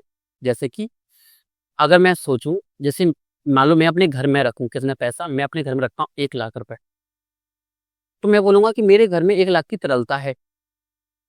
अगर मैं उसको पैसे को निकाल के बैंक में जमा करके आ जाता हूँ, जैसे मैं अभी घर की बात कर रहा हूँ, घर की बाउंड्रीज के अंदर 1 लाख में से 50,000 रुपए जमा करके आ जाता हूँ बैंक में, तो मेरे घर की बाउंड्रीज के अंदर जो तरलता है वो कम हुई है।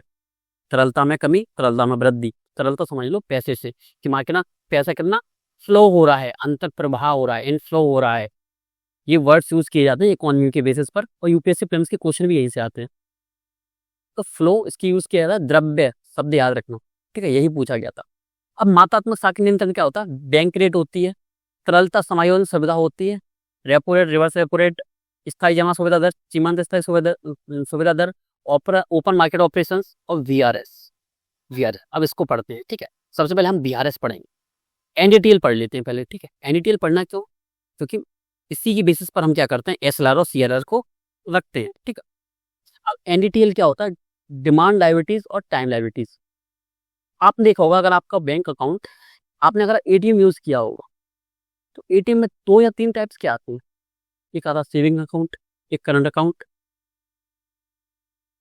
और एक आता है आपका, एग्जैक्ट नाम याद नहीं आ रहा, ठीक है। एक सेविंग अकाउंट नाम से आता है, एक करंट अकाउंट के नाम से आता है, ठीक है। लेकिन अगर आपने देखा होगा कि एक में तो हम क्या करते हैं, जमा करते हैं पैसे और उसमें से हम हाल निकालते रहते हैं, सिर्फ किसके लिए? हम उसमें रिजर्व रखें अपना पैसा, सेफ रखने के लिए बैंक में जमा करते हैं। 1,000 रुपये निकाल दिए, 1,000 रुपये उसमें से निकाल लिए, तो ये हो गया हमारी डिमांड लाइबिलिटीज, कि जब हम बैंकों से बोलेंगे कि लाओ हमारा पैसा दो, तो वो तुरंत दे देंगे 0.1 सेकेंड सोचे बिना। दूसरे होते हैं टाइम लाइबिलिटीज, कि हम टाइम ड्यूरेशन के लिए करते हैं। टाइम ड्यूरेशन के लिए कैसे करते हैं? आपने एक का नाम जरूर सुना होगा, मैक्सिमम ने एफडी, तो उसने एफडी करवा ली थी इतने साल की, यानी उस पैसे को हम नहीं निकाल सकते 6 साल से पहले। मान लो मैंने 5 साल की एफडी करवाई है, तो 5 साल की एफडी के बाद ही मैं उसको पैसे को निकाल सकता हूँ, उसमें मुझे एक निश्चित ब्याज मिलेगा, ठीक है। तो इन पर ब्याज बहुत कम मिलता है, माइनर, इन पर ब्याज ज़्यादा मिलता है। जैसे कि fixed deposit, terms deposit, bonds, borings. अब आपने देखा होगा कि बहुत सारे लोग एफडी तोड़वा देते हैं, उसको बोलते हैं एफडी तोड़ना। तोड़ने का मतलब क्या होता है? लोग एफडी बीच में ही लेने की कोशिश करते हैं। मान लो किसी को बहुत ज़्यादा जरूरत पड़ गई, तो उसके पास कोई ऑप्शन ही नहीं है कि एफडी के पास पैसा उसी को ले, तो जो बैंक के पास जाएगा ना वो, तो उसको एक्स्ट्रा पैसा देना पड़ेगा। जैसे कि अगर मान लो मैंने 5 साल की एफडी की, मैंने जमा कर दिया, आज स्टार्टिंग में मैंने जमा कर दिए 5 लाख रुपए। बैंक ने बोला मुझे एफडी करने से कि अगर आप 5 साल की एफडी करते हो आपको 5 लाख के 6 लाख मिलेंगे, 1 लाख एक्स्ट्रा। लेकिन अगर मैं 2 साल बाद ही चला जाता हूँ कि मुझे पैसे की बहुत ज़रूरत है, आप मुझे पैसा दे दो, तो हो सकता है वो 5 लाख की जगह मुझे 4,90,000 ही दे। हो सकता है, ये पॉसिबल है। अलग-अलग मार्जिन मिलता है अलग-अलग बैंक्स का, ठीक है? तो ये होती है टाइम लायबिलिटीज़, यानी हम समय पर छोड़ते हैं जिन चीज़ों को, ठीक है? ये अब एनडीटीएल क्या होता है? एनडीटीएल 2 टाइप्स का होता है, net demand and time liabilities. अब मैं बैंकों को लेके चलता हूँ, ये बैंक है भाई। अब बैंक के पास हमेशा जो पैसा होगा वो दोनों टाइप्स का होगा।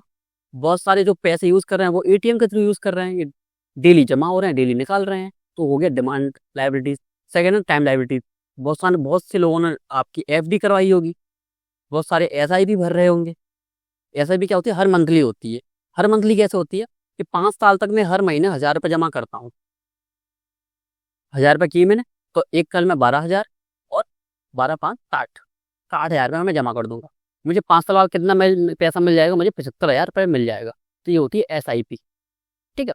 अब इसमें क्या होता है? एनडीटीएल भी 2 टाइप्स की होगी। अब बैंक के पास दोनों तरह के पैसा आ रहा है, ये भी 2 टाइप्स की होती है। एक तो होती है कैश, जो नोट्स में आ रहा है, एक होती है एसेट्स, यानी परिसंपत्ति।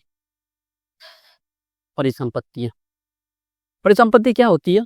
जैसे कि बैंक ने किसी को लोन दिया या किसी से लोन लिया, तो ये आती है एसेट्स में। अगर किसी से लोन लिया है तो वो क्या बन जाएगी? इसकी लायबिलिटीज बन जाएगी, देयता। इसको ये पैसा वापस करना है, इसको बोलते हैं एनडीटीएल। यानी मेरे पास एफडी का पैसा भी है, मेरे पास डिमांड लायबिलिटीज भी है, मांग देयताएं, इसको बोलते हैं मांग देयताएं, इसको बोलते हैं समय देयताएं, ठीक है? इसको आगे चलते हैं। ये पूरा मैंने यहाँ पे लिख के आपको दिया हुआ, इसको अच्छे से पढ़ लेना। ये टाइप्स दिए मैंने आपको, सेविंग नोट्स मतलब करंट अकाउंट और demand account, outstanding cheques, margin deposits, ठीक है? और एक एफडी, एक होता है fix deposit, recurring deposit, terms deposit to staff, ठीक है? ये आप पढ़ लेना, ये पूछा गया क्वेश्चन है सीडी। सीडी को हम फाइनेंशियल मार्केट में भी पढ़ते हैं। किसमें पढ़ते हैं? फाइनेंशियल मार्केट जो आपका टॉपिक है उसमें भी इसको हम पढ़ते हैं अच्छे से, ठीक है? इन दोनों को पढ़ लेना, मैं आपको बाकी चीज़ें समझा दी हूँ पूरी अच्छी तरीके से। और वीआरएस क्या होता है? आनुपातिक कोष प्रणाली क्या होती है? आनुपातिक कोष प्रणाली ये होती है कि आरबीआई क्या करता है, तय करता है कि सभी बैंक है ना, वो क्या करेंगे, एक निश्चित अमाउंट होता है, निश्चित राशि होती है, उसको खुद के पास भी रखना होता है, उसको बैंक की आरबीआई के पास भी रखना होता है। क्यों रखना होता है? इमरजेंसी के लिए। मान लो तुम बर्बाद हो गए तो उस पैसे को हम यूज़ कर लेंगे इसके लिए कि जो लोगों का पैसा था तो कुछ हद तक तो हम उसको वापस कर सकें। तो एक परसेंट होता है, एक निश्चित अनुपात होता है, तो वो हम रखते हैं अलग से, तो उसका यूज़ बैंक नहीं कर सकती। किसके लिए नहीं कर सकती? वो लोन नहीं दे सकती। मान लो एक बैंक है, उसके पास 1 लाख रुपए अंदर जमा है, किसमें? आपके एनडीटीएल में, एनडीटीएल में जमा है। तो वो क्या सोचेगी, मैं 1 लाख का लोन दे देती हूँ, क्यों? जिससे क्या होगा, मुझे ज़्यादा से ज़्यादा प्रॉफिट होगा। लेकिन आरबीआई बोलेगी ऐसा मत करो, क्योंकि अगर तुम्हारा लोन डूब गया तुम्हारी बैंक बर्बाद हो जाएगी। तो बोलो, वो बैंक बोलेगी फिर मैं क्या करूँ? तो बोलेगी वो एक निश्चित अमाउंट अपने पास रखो जिसका यूज़ मत करना बिल्कुल, एक अमाउंट मुझे दो। अब ये जो रिजर्व होता है वो 2 टाइप का होता है, एक होता है सीआरआर, एक होता है एसएलआर। एसएलआर और सीआरआर में अंतर क्या होता है? सीआरआर का मतलब होता है कि सीआरआर वो आरबीआई के पास रखता है कि लो भाई, तुम जैसे यहाँ पे समझो, ये इस इससे अच्छा समझोगे कि सीआरआर ये बैंक मैनेजर है, ये आरबीआई को देने गया, लो भाई सीआरआर इसको रख लो, जरूरत पड़े तो मेरी मदद कर देना। ये होती है एसएलआर। एसएलआर में क्या होता है, खुद बैंक अपने पास ही रखता है अलग से, कि एक अपने अलग से अपने पास क्या रखेगा, एक बाल्टी रख देगा, बाल्टी में डाल देगा। ये आपको एग्जाम्पल ही समझा रहा हूँ अच्छे अच्छे सब एग्जाम्पल्स के थ्रू, ठीक है? रियलिटी में थोड़ा होगा कि बाल्टी में रखेगा, वो रखेगा अपना कुछ अलमारी वगैरह में, अंदर से जो वो होती हैं आपकी लॉकर्स होते हैं उसमें, ठीक है? अब यहाँ पे एक अंतर है कि जो सीआरआर होता है वो पूरा कैश होता है, यानी आरबीआई के पास जो जाता है वो पूरा कैश होता है। जबकि अगर वो एसएलआर में रख रहा है, सामरिक तरलता अनुपात, इसको क्या बोलते हैं? सामरिक तरलता अनुपात बोलते हैं, ठीक है? इसको नगद आरक्षित अनुपात बोलते हैं, ठीक है? सीआरआर और एसएलआर, ये इसमें बेसिक अंतर होता है। ये इसको गवर्नमेंट सिक्योरिटीज गोल्ड में रख सकता है और बिल्स में रखना पड़ता है। अब गवर्नमेंट सिक्योरिटीज क्या होती है? गवर्नमेंट को जब पैसे की जरूरत पड़ती है ना, तो क्या करती है, वो एक कागज जारी कर देती है, उस पर लिख देगी गवर्नमेंट जी सेक, गवर्नमेंट सिक्योरिटीज। वो बोल देगी 1000 रुपए, जैसे नोट होते हैं हमारे, उस पर लिख देती कि मैं गारंटी देती हूँ ये। अब वो ये मार्केट में दे देती है, बेच देती है बैंक्स को, बैंकों को दे देती है। क्यों दे देती है? आरबीआई को जरूरत पड़ रही है पैसे की, सरकार को, सरकार करवाती है ये काम, इसलिए बोलते हैं गवर्नमेंट, सरकार, सरकारी प्रतिभूति। सरकार को क्यों जरूरत पड़ेगी? योजनाओं के लिए। अब बैंक क्यों लेगी इसको? सरकार बोलेगी इसको खरीद लो, कितने रुपए में? 1000 रुपए में खरीद लो इसको मुझसे। तो बैंक बोलेगी क्यों खरीदूं? तो वो बोलेगी कि मैं 6 महीने बाद तुमसे ये 1200 में खरीद लूंगी वापस। तो 6 महीने बाद इसकी रेट हो जाएगी, वो क्या हो जाएगी, 200 प्लस एड ऑन हो जाएगी। इसलिए बैंक क्या बोलेंगे, अरे इसमें फायदा है, तो गवर्नमेंट जो सिक्योरिटीज है वो इससे खरीद लेती है। तो वो एक कागज टाइप के होते हैं बस, ठीक है, इस तरह से समझ लो। इसी को बोलते हैं गवर्नमेंट सिक्योरिटीज, ठीक है। तो एसएलआर को रखना पड़ता है कैश, गोल्ड और बिल्स, और ये पूरा कैश होता है, तो इसको अच्छे से याद रखना, ठीक है। ये पूरा लिखा हुआ है यहाँ पे। तो मैंने समझा दिया आपको कि 2 टाइप्स के रिजर्व होते हैं जिसको रखना होता है आरबीआई को। एसएलआर खुद के पास रखेगा, किसमें? गोल्ड में भी, कैश में भी, आपकी गवर्नमेंट सिक्योरिटीज में भी, सरकारी प्रतिभूति में भी। जबकि जो सीआरआर होता है वो एनडीटीएल का क्या, एक स्पेसिफिक परसेंट, वो क्या आरबीआई के पास रखेगा, ठीक है। ये इंपॉर्टेंट लिखा है। अब ये मैंने आपको समझा दिया अच्छे से, ठीक है, और कुछ नहीं पढ़ना था। अब एनडीटीएल क्यों पढ़ाया था मैंने? एनडीटीएल का ही एक परसेंट होता है, जैसे कि एनडीटीएल उसके पास कितना, 1 लाख रुपए है टोटल की डिमांड डिपॉजिट्स और टाइम लाइबिलिटीज, दोनों लाख 1 लाख है। तो 1 लाख का उसने बोल दिया, मान लो कि सीआरआर तुमको कितना रखना है, 2% रखना है, तो कितना, 2000 रुपए।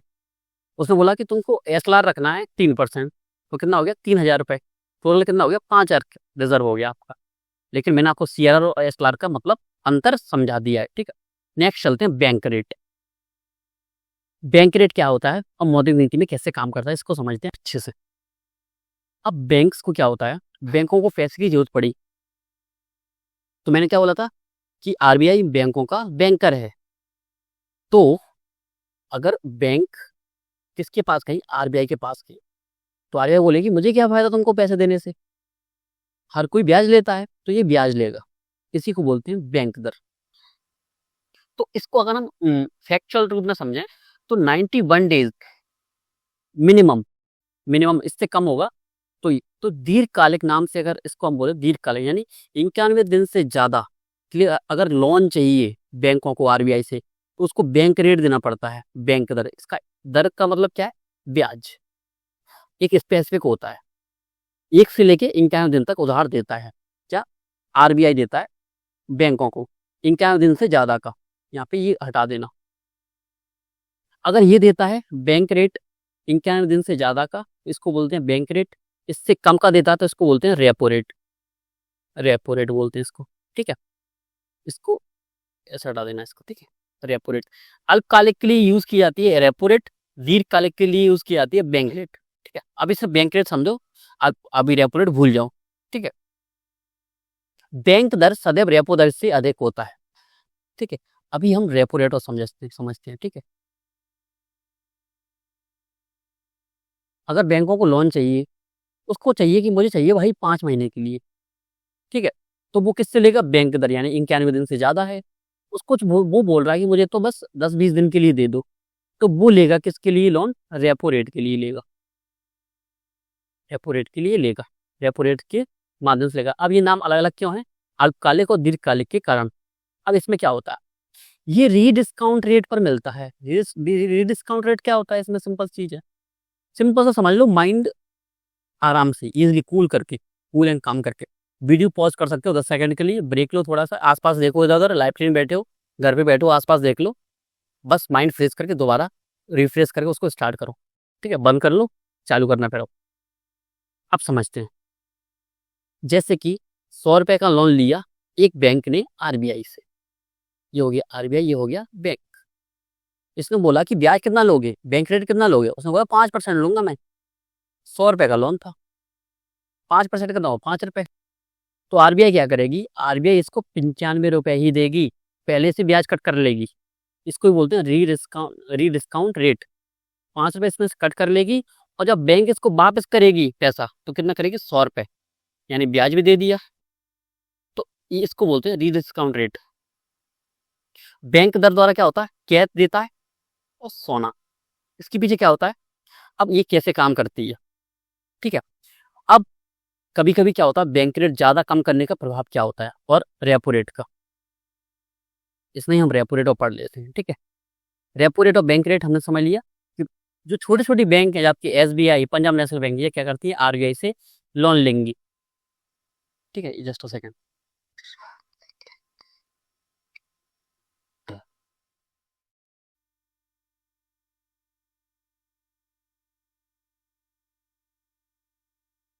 रेपो रेट में क्या, अब इसकी कुछ वारंटी भी रखनी पड़ती है हमको। वारंटी क्या रखेंगी, जब भी बैंक लोन लेने जाती है RBI से, तो क्या रखना पड़ता है उनको, रेपो रेट में गवर्नमेंट सिक्योरिटीज रखनी पड़ती है, सरकारी प्रतिभूतियां, जो कागज लेके आए थे। RBI ये बोलेगी, मान लो तुम भाग गए तो मेरे पास क्या रहेगा, तो बोलेगा भाई तुम गवर्नमेंट सिक्योरिटीज पकड़ लो, ये रखो जो तुमने दी थी हमको, ठीक है। तो गवर्नमेंट सिक्योरिटी के जो कागज हैं, कि मान लो 100 रुपये लेने गए तो 100 रुपये की प्रतिभूति इसके बाद रख दिए। जैसे कि हम बैंक जाते हैं तो बैंक क्या बोलता है, क्या रखोगे तुम अपना गिरवी, तो हम रखते हैं अपनी जमीन, रखते हैं अपनी भूमि, रखते हैं अपना मकान रख देते हैं, जिस पर हम लोन उठाते हैं। जैसे गोल्ड लोन मिलता है तो हम गोल्ड उनके पास रखते हैं, उसको गिरवी रखते हैं, ठीक है। तो इसी तरह ये गवर्नमेंट सिक्योरिटीज रखते हैं, इससे कि 6 महीने बाद हम इस गवर्नमेंट सिक्योरिटीज को खरीद लेंगे वापस, ठीक है। तो ऐसे काम करती है। और इसका प्रभाव क्या होता है, सिंपल चीज समझ लो, तरलता मैंने आपको बता दिया था क्या होता है। मान लो महंगी मौद्रिक नीति का अनुसरण करता है। महंगी मौद्रिक नीति का मतलब होता है कि जो रेट्स होते हैं, चाहे वो रेपो रेट हो, SLR हो, CRR हो, रेपो रेट हो, कुछ भी हो, रिवर्स रेपो रेट हो, अगर रेट्स बढ़ रहे हैं, ब्याज बढ़ रहा है, RBI बढ़ा रहा है, इसको बोलेंगे महंगी मौद्रिक नीति।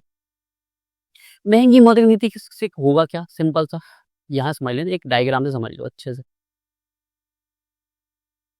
ये बैंक बैंक और बैंक का कहीं पर नए स्लाइड से पढ़ो, ठीक।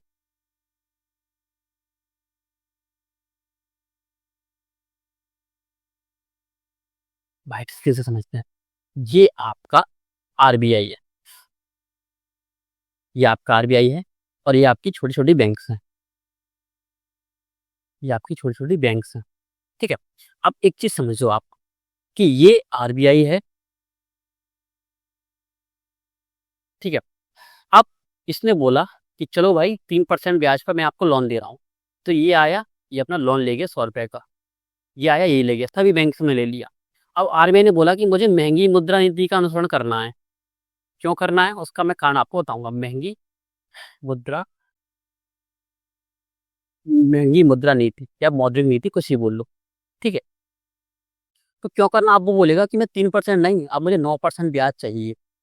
तो बैंक लोन क्यों ले रही थी, बैंकों को पैसे की जरूरत क्यों है, सबसे पहले आप ये बताओ, बैंकों को पैसे की जरूरत क्यों है, क्योंकि वो खुद लोन दे रही हैं लोगों को।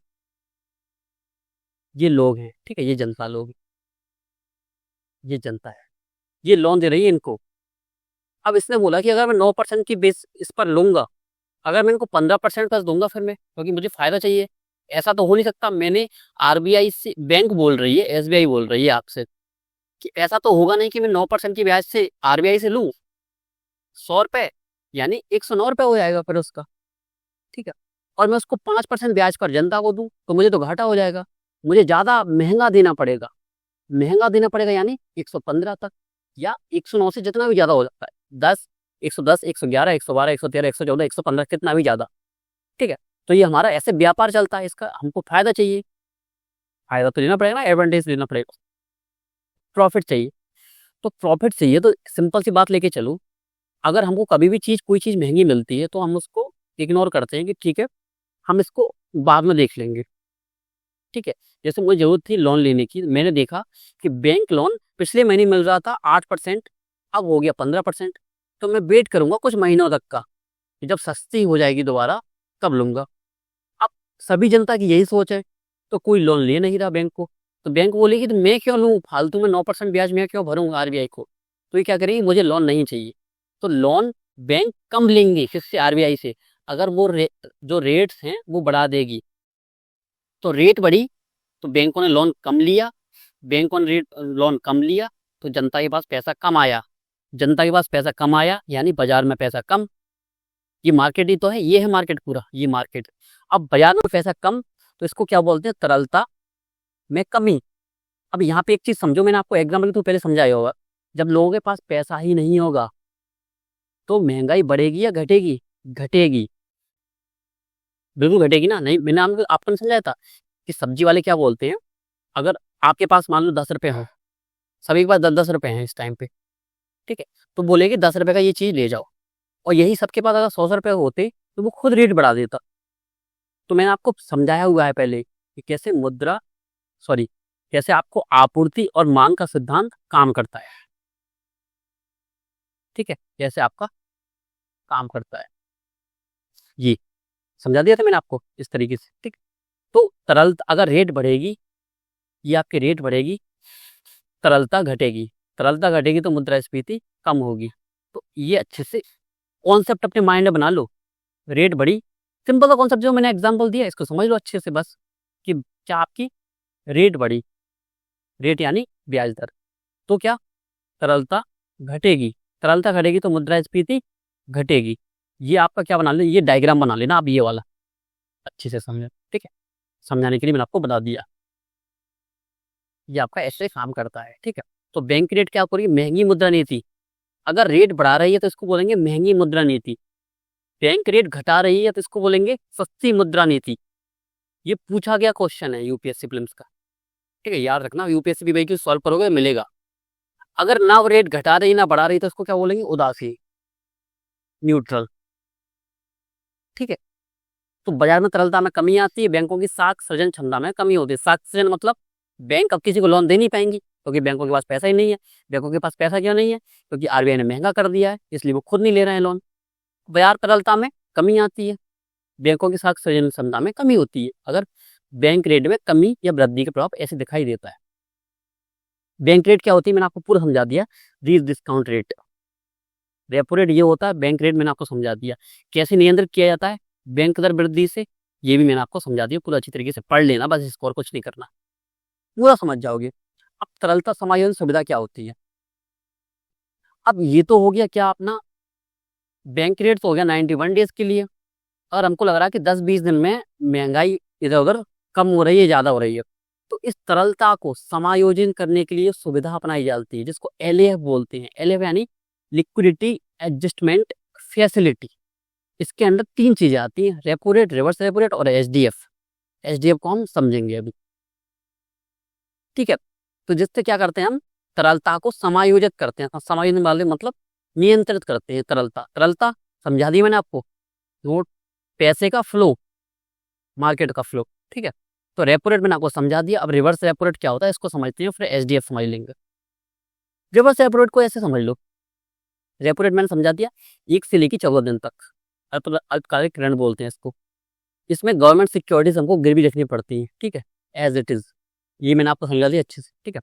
इसमें एक चीज समझ लो बस, जो मैं आपको नहीं बताया था, यह उधार न्यूनतम 1 दिन, 7 दिन या 7 की गुणक में अधिकतम 91 दिन तक लिया जाता है। 91 से ज्यादा होगा तो इसको क्या बोलेंगे, बैंक रेट,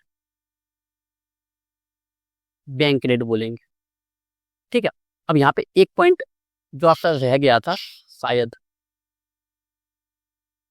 बैंक दर में बैंक दर सदैव रेपो दर से अधिक होता है, बैंक रेट हमेशा रेपो रेट से ज्यादा होगा क्योंकि लॉन्ग टर्म के लिए चाहिए। अगर कोई आपसे बोले कि मैं कल पैसा वापस कर दूंगा तो मुझे फायदा या घाटा मुझे कम होगा कि पैसा कल ही तो दे देगा वापस। अब बोले कि मुझे 1 साल बाद दूंगा मैं वापस, तो 1 साल का मैं ब्याज तो जोड़ूंगा ना, इसलिए बैंक रेट होता है वो हमेशा ज्यादा होता है। तो याद रखना, ये पॉइंट याद रखना, बैंक रेट हमेशा ज्यादा होगा हमेशा, क्योंकि बहुत सारे जो स्टूडेंट्स हैं अगर उनको ये नॉलेज ना हो तो क्या करेंगे, वो जो लॉजिक लगते हैं उल्टे सीधे, जो एलिमेंट्स एंड ट्रिक्स वगैरह बताते हैं आपको यूट्यूब वगैरह पे, उल्टा सीधा जो मतलब फंसा देते हैं स्टूडेंट्स को, वो क्या करेंगे, अरे इसमें तो हमेशा आ गया, ऑलवेज ऑलवेज कभी नहीं होता, ये तो एक्सट्रीम सिचुएशन हो गई, मतलब ये गलत हो जाएगा, तो यहाँ पे आपका आंसर गलत हो जाएगा। इसलिए नॉलेज बहुत इंपॉर्टेंट है। लॉजिक्स लगते हैं, लेकिन लॉजिक्स लगते हैं किससे, नॉलेज।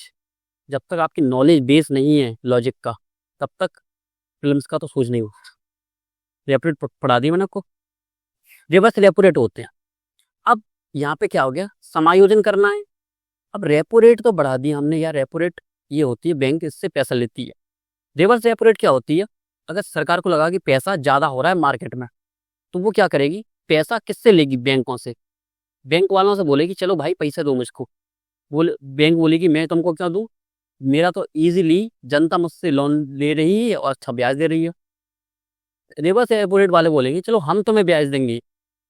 कौन देगा, आरबीआई ब्याज देगा किसको, बैंकों को। किस लिए, क्योंकि बैंक पैसा जमा करेंगे आरबीआई के पास। तो सिंपल सा, अगर आरबीआई इससे लोन ले रहा है, लोन मान सकते हो, इससे बैंकों से लोन ले रहा है, तो बैंक बोलेंगे कि मैं कैसे मानूं कि तुम दे दोगे, भाग गए तो। वही सिंपल सी जो बात जो पहले आरबीआई ने बोली थी, कल दिन तुम्हारा था आज दिन हमारा है, अब तुम भाग गए तो आरबीआई बोलेगी एक काम करो, ये लो गवर्नमेंट सिक्योरिटीज, सरकारी प्रतिभूति, मतलब उल्टा सिस्टम, रेपो रेट का जस्ट उल्टा होगा, वो होगा repo rate, reverse repo rate, sorry reverse repo rate.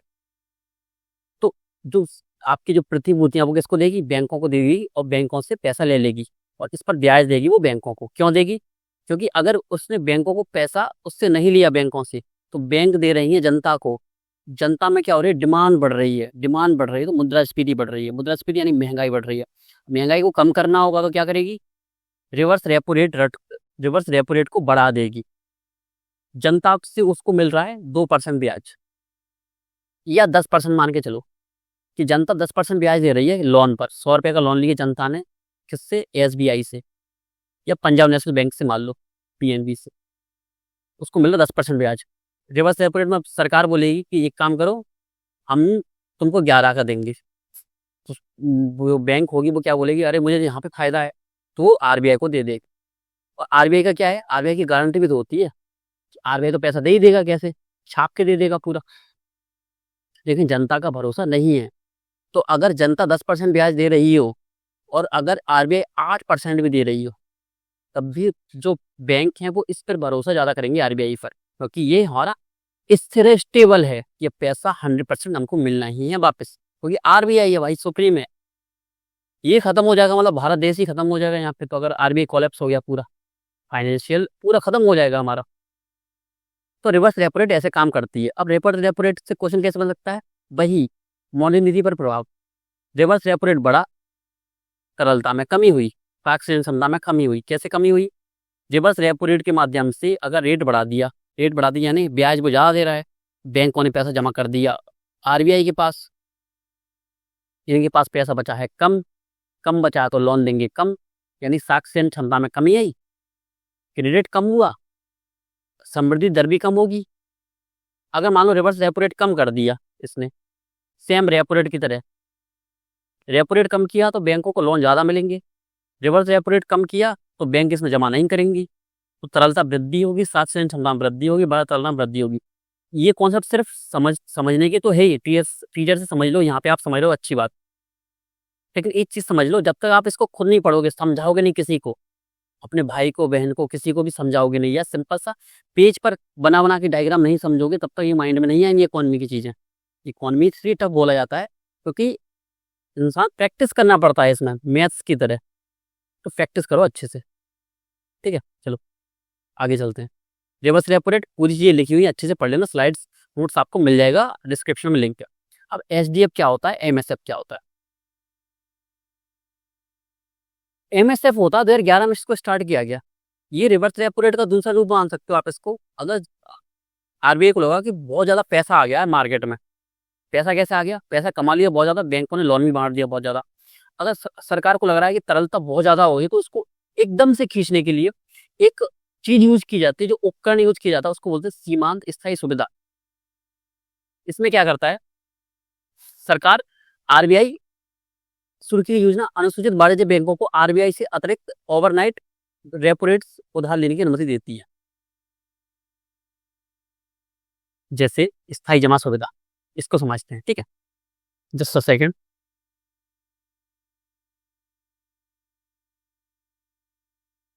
Start हो गई थोड़ा, ठीक है। अब एमएसएफ हो गया। एमएसएफ क्या होता है, सिंपल सी चीज समझो, जस्ट अ सेकंड, इसको इरेज कर दो पूरा। कि एसएलआर का यूज कर सकते हो इस सिंपल इसमें, ठीक है। इसमें क्या होता है, अगर बैंक को ये थोड़ा सा नाम उल्टा हो गया था, ठीक है, स्थायी जमा सुविधा और सीमांत स्थायी सुविधा में, ठीक है। अब इसको समझो एमएसएफ को। एमएसएफ का क्या होता है, अगर बैंकों को बहुत ज्यादा जरूरत पड़ गई एकदम से, तो ओवरनाइट अगर उनको क्या चाहिए, उधार चाहिए, किससे, आरबीआई से। तो ओवरनाइट के लिए किसके लिए यूज वैसे यूज क्या कर रहे थे आपका ऋण के लिए, रेपो रेट। उनको एक रात के लिए जरूरत पड़ गया मान लो पैसा, तो किससे लेंगे, और एक ज्यादा पैसे की जरूरत पड़ेगी तो वो क्या किससे लोन लेंगी, आरबीआई से। तो इसको क्या बोलते हैं, इसको बोलते हैं एमएसएफ, सीमांत स्थायी सुविधा। 2011 में स्टार्ट किया गया था आरबीआई से अतिरिक्त ओवरनाइट वित्त लेने के लिए, रेपो दर से परे। यानी यहाँ पे इस पे रेपो रेट काम नहीं करेगा, यहाँ पे वो गवर्नमेंट सिक्योरिटीज भी उधार आप गिरवी नहीं रखेंगे किसके पास, आरबीआई के पास, जबकि रेपो रेट में हमको रखना पड़ता था। लेकिन इसमें क्या होता है, बैंक अपने एसएलआर पोर्टफोलियो में से एक सीमा 2% तक दंडात्मक ब्याज दर पर निवेश कर सकते हैं। यानी जो एमएसएफ की जो ब्याज दर होती है वो अधिक होती है, क्यों, बिना सिक्योरिटीज का। ज्यादा पैसे चाहिए तो किसके अंदर ले सकते हैं, एमएसएफ के अंदर। इसमें एक चीज सुविधा होती है कि बैंक आरबीआई क्या बोलता है कि एक काम करो, तुम्हारे पास जो एसएलआर रखा है, एसएलआर हम पढ़ चुके हैं पहले अच्छे से, ठीक है, तो एसएलआर यूज कर सकते हो। मैंने क्या बोला था पहले, यूज नहीं कर सकते, लेकिन सब इस कंडीशन में बोलता है कि आप एसएलआर यूज कर सकते हो, ठीक है। लेकिन ये क्या है, इसमें ब्याज दर ज्यादा लगती है, ठीक है। तो आप सभी सोचोगे फिर रेपो रेट से क्यों लेते हैं उधार, एमएसएफ से लिया करो सब। इसमें जो ब्याज दर लगती है वो ज्यादा लगती है, कितनी लगती है, रेपो रेट में प्लस 0.25% कर दो, ठीक है। 1 लाख में अगर आप 5% आपका ब्याज लग रहा था, तो आप कितना लगेगा, 5.25%, ठीक है। 5 लाख आपका 250 रुपए, 1 लाख, ठीक है। तो ये होगा, अगर आपको ज्यादा पैसा चाहिए एक नाइट के लिए, ओवरनाइट, ठीक है, इसको आप पढ़ लेना, वही चीज है, बस इसको एक्सप्लेन कर दिया गया बस। एसडीएफ क्या होता है, एसडीएफ का मतलब जो मैं बता रहा था, अगर उनको लग गया कि ज्यादा पैसा है, ज्यादा पैसा आ गया मार्केट में, तो उसको कम करने के लिए वो बैंकों से ले लेती है, और उस पर वो ज्यादा रेपो रेट 0.25% की पर जमा कर सकती है। आरबीआई बोलेगी बैंकों से, लाओ मुझे पैसा दो पूरा, और ले लेती है वापस पैसा, बैंकों से पैसा ले लेती है एक साथ। स्थायी जमा सुविधा बोलते हैं इसको, एसडीएफ। अप्रैल 2022 में स्टार्ट किया गया आरबीआई एक्ट 1934 में संशोधन के माध्यम से, ठीक है। सिंपल सी है बस, एसडीएफ और एमएसएफ। स्टार्टिंग में मैं नाम में कंफ्यूज हो गया था, तभी मैं सोचूं कि अलग क्यों हो रहा है एमएसएफ और एसडीएफ, ठीक है। तो अच्छे समझना ये चीज, ठीक है, पढ़ लेना बस इसको अच्छे से। बाकी मैंने जो चीज समझाई, इसमें ओवरनाइट लोन मिल रहा है, रेपो रेट जैसा है, लेकिन इसमें गवर्नमेंट सिक्योरिटीज नहीं रखनी पड़ती, जहां रेपो लेने के विपरीत है, मैंने समझाया यहाँ पे। और ये क्या है, अतिरिक्त पैसा आ गया, उसको खींचने के लिए, सोखने के लिए क्या यूज कर सकते हैं, स्पंज की तरह यूज करते हैं एसडीएफ को। नेक्स्ट चलते हैं। अब मार्केट स्थिरीकरण योजना क्या होती है, मार्केट स्टेबलाइजेशन स्कीम क्या होती है, यह आरबीआई द्वारा बाजार में अतिरिक्त तरलता को नियंत्रित करने के लिए सरकारी प्रतिभूतियां जारी करने की योजना है। मैंने बता दिया कि मान लो जुटाई की राशि को रिजर्व बैंक के अलग खाते में रखा जाता है, जिसमें सीआरआर एसएलआर दोनों की विशेषता होती है। जैसे कि 2016 में इसका यूज किया गया था मार्केट स्थिरीकरण योजना का। अब ये होता क्या है, सरकार को जरूरत पड़ी कि अतिरिक्त तरलता को उसको खींचना है, तो अभी तो वो यूज कर लेती है किसको, एसडीएफ को। लेकिन पहले एसडीएफ था नहीं, क्योंकि 2022 में स्टार्ट किया है। इससे पहले वो क्या करती थी, वो गवर्नमेंट सिक्योरिटीज जारी करती थी, कि ये लोग सिक्योरिटीज बेचती थी बैंकों को, कि ये लोग बैंकों को सिक्योरिटीज मुझे 100 रुपए दो, ठीक है। सिंपल सा, ना रेपो रेट ना रिवर्स रेपो रेट, नहीं, सिंपल सा गवर्नमेंट सिक्योरिटी जारी करती थी बैंकों को, बैंक इससे लेती थी, किसके लिए, जिससे ब्याज मिल जाए। बैंक इनको जनता को बेच देती थी, तो जनता से पैसा खींचता हुआ कहाँ तक पहुंच गया, आरबीआई के पास। जिससे क्या हुई, तरलता कम हुई, साक्ष्य जनता कम हुई, मुद्रास्फीति कम हुई। इसमें सीआरआर और एसएलआर दोनों की विशेषता होती है। यानी रिजर्व बैंक के अलग खाते में रखा जाता है, जैसे सीआरआर बैंकों के लिए रखा जाता है, वैसे गवर्नमेंट को, जो सॉरी आरबीआई इसको कैसे रखती है, अलग रिजर्व में रखती है इस पैसे को, इस पैसे में से, ठीक है। ये होती है मार्केट स्टेबलाइजेशन स्कीम, सरकार प्रतिभूति जारी कर रही है। अब एमसीएलआर क्या होता है, एमसीएलआर वो होता है कि जिसमें क्या करते हैं, बैंकों द्वारा ऋण की न्यूनतम ब्याज, न्यूनतम ब्याज का मतलब क्या होता है कि ये क्या कौन करता है, आरबीआई करती है। आरबीआई क्या बोलती है इसमें, आरबीआई बोलती है सिंपल सी चीज कि आप क्या करोगे, इससे कम रेट में ब्याज दर नहीं करोगे। क्यों? प्रतिस्पर्धा के लिए। जैसे कि मान लो एसबीआई है और आपका पंजाब नेशनल बैंक है, एचडीएफसी है, कोटक महिंद्रा बैंक है। इसने बोला जनता से कि भाई मुझसे 8% ब्याज पे लोन ले जाओ। इसने बोला कि भाई मुझसे 7.9% पे ले जाओ। इसने बोला कि तुम मुझसे 7.5 पे ले जाओ। इसने बोला कि तुम तो 6 पे ले जाओ। इनकी साख बचाने के लिए, क्योंकि बैंक तो ध्यान नहीं देती, बैंक बर्बाद हो जाती है कम ब्याज देने के चक्कर में। तो न्यूनतम बेस रेट कितनी होगी? तो 2016 बेस रेट स्टार्ट किया गया। इसकी जगह नाम वही है, काम वही है, नाम अलग अलग हो गए। पहले इसको बोलते थे marginal cost of funds based landing rate, अब बोलते हैं इसको बेस रेट। ठीक है, तो इससे कम में लोन नहीं देंगी बैंक। सीएआर क्या होता है? सीएआर क्या होता है? बैंकों के पास उपलब्ध पूंजी और उनकी जोखिम भारित संपत्तियों का अनुपात होता है। ठीक है, यानी उनको इतना परसेंट क्या रखना पड़ेगा, सिर्फ इतना परसेंट उसका दे सकते हैं जोखिम भारित संपत्तियां। जोखिम भारित संपत्ति परिसंपत्ति क्या होती हैं? यानी उनको लगता है कि ये एनपीए है। एनपीए मतलब ये पैसा वापस नहीं आएगा, तो ये 10% से ज्यादा नहीं होना चाहिए बेसल 3 के मानकों के तहत। अब ये बेसल क्या होता है, इसको किसी टॉपिक में पढ़ेंगे हम अगली क्लासेस में। ठीक है, जस्ट क्लास से बढ़ती जाएंगी, हम आपके कॉन्सेप्ट्स को पढ़ाते जाएंगे। ठीक है, तो सिर्फ 10% ही होना चाहिए इसका। इसको क्या बोलते हैं? CAR, capital adequacy ratio. ठीक है, तो क्या था ये? बैंकों के पास उपलब्ध पूंजी, यानी मेरे पास 1 लाख रुपए है, तो सिर्फ इसका एनपीए सिर्फ 1 लाख, यानी इसका 10% यानी 10.5% यानी 10,500 रुपये होना चाहिए, इससे ज्यादा नहीं। नहीं तो बैंक ही बर्बाद हो जाएगी पूरे। ठीक है, इसलिए इसकी लिमिट लगाई गई है। अब बचत खाता क्या होता है? बचत खाता और सेविंग अकाउंट, यह खाता उन व्यक्तियों के लिए होता है जो अपनी आय को बचाना चाहते हैं, जैसे बैंक में जमा कर रहे हैं लगातार। ठीक है, चालू खाता सिर्फ पढ़ने वाली चीजें हैं बस, रटने रटने वाले कुछ नहीं, समझाने वाले कुछ है नहीं। सिंपल सा पहले से पढ़ा हुआ है आपने ये चीजें। ठीक है, सिंपल सा पढ़ लेना बस। अब मौद्रिक नीति समीक्षा क्या होती है? मौद्रिक नीति समीक्षा में जो हमने जो एक डायग्राम पढ़ा था, या बोले इसको इमेज पढ़ा था, उसमें 4 बार लिखा था, 4 बार। उसका सही आंसर है फिक्स टाइम। एक साल में 6 माह, एक साल में 6 बार होती है क्या इसकी मौद्रिक नीति की समिति क्या होती है, बैठक होती है, समीक्षा होती है। कितनी बार होती है? 6 बार होती है। वह 3 प्रकार के दृष्टिकोण रख सकता है। ठीक है, मौद्रिक नीति की जो समीक्षा होती है वो 6 बार होती है साल में। यहाँ पे एक डायग्राम में 4 बार लिखा था आपके इसमें मौद्रिक नीति समिति वाले में। ठीक है, वो एआई की गलती हो गई। यहाँ पे आ जाओ, ये इसमें लिखा हुआ कहीं ये। ठीक है, इसको अच्छे से देख लेना एक बार। अब आते हैं हम कहाँ पे,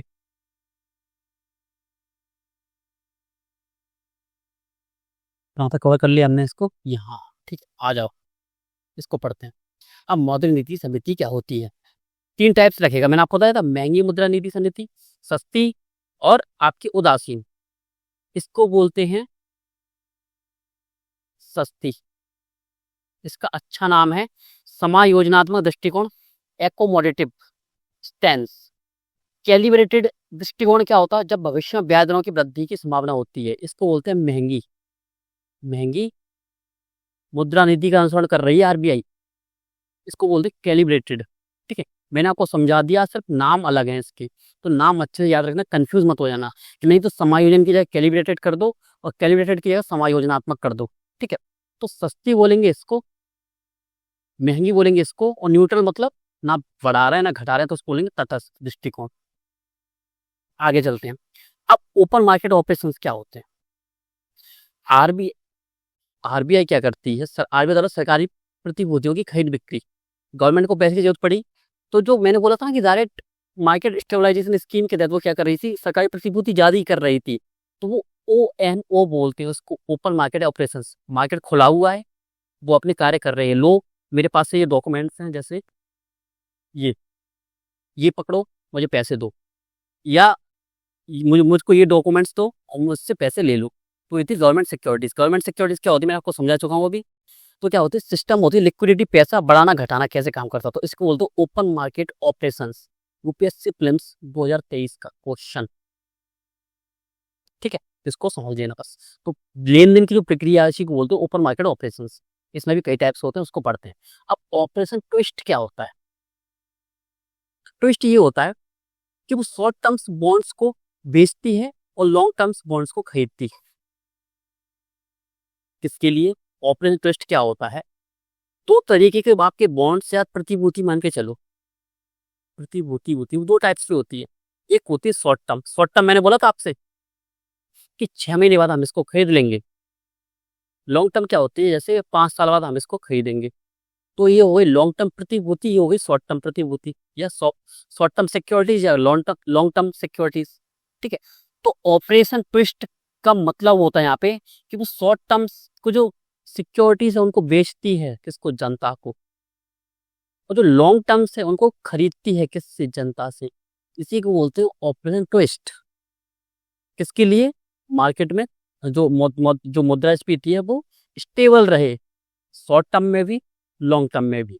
इस चीज को अच्छे से समझना, कंफ्यूज मत होना। शॉर्ट टर्म वालों को वो क्या करेगी? बेचेगी जनता को कि लो उसको पैसा दो शॉर्ट टर्म में। और लॉन्ग टर्म की जो लॉन्ग टर्म की जो क्या होती है सिक्योरिटीज होती है उनको खरीदती है सरकार। इसको बोलते हैं ऑपरेशन ट्विस्ट। हो सकता है क्योंकि ओएमओ आ गया, स्टेरलाइजेशन पूछ लिया गया, तो क्वेश्चन ऑपरेशन ट्विस्ट पे भी आता है कि ऑपरेशन ट्विस्ट होता क्या है। ठीक है, अब आगे चलते हैं। स्टेरलाइजेशन क्या होता है? न्यूट्रलाइजेशन। एक्स्ट्रा पैसा को क्या करना है? न्यूट्रल करना है। न्यूट्रल का मतलब क्या होता है? आरबीआई ने पैसा डाला बाजार में, कैसे डाला? रेपो रेट के माध्यम से, रिवर्स रेपो रेट के माध्यम से। किसी भी जो उपकरण है किसी भी माध्यम से उसने पैसा डाला, उसको लगा कि पैसा ज्यादा हो गया, मार्केट में महंगाई बढ़ गई। पहले महंगाई मुद्रास्फीति कम थी, अब वो बढ़ गई। अब मुद्रास्फीति बढ़ गई तो उसको क्या पैसा वापस निकालना है। तो उसने हल्के डाला भी था, उसने हल्के पैसा निकाल लिया। कितने दिन के अंदर? 5, 10, 15 दिन, कितने भी दिन के अंदर उसने वापस ले लिया। तो इसको ही बोलते हैं बंदेकरण या स्टेरलाइजेशन। एक्स्ट्रा पैसे को क्या करते हैं? न्यूट्रल कर रहे हैं। ठीक है, उसने यहाँ पे पैसा डाला, यहाँ से उसने पैसा वापस निकाल लिया। ठीक है, तो मेंटेन करना, इसको क्या बोलते हैं? स्टेरलाइजेशन बोलते हैं। स्टेरलाइजेशन पूछा गया क्वेश्चन है। फॉरेक्स स्वैप क्या होता है? डॉलर रुपए की अदला बदली। अब बहुत सारे टाइप्स होते हैं, क्योंकि देखो रेपो रेट के अकेले के माध्यम से नहीं हो सकती, क्योंकि उसमें गवर्नमेंट सिक्योरिटी बहुत ज़्यादा चाहिए। तो गवर्नमेंट यहाँ पे क्या करती है? कई सारी जो बैंक हैं उनसे क्या बोलती है कि तुम्हारे पास जो डॉलर है उसको उसको मुझको दे दो, मुझसे रुपए ले लो।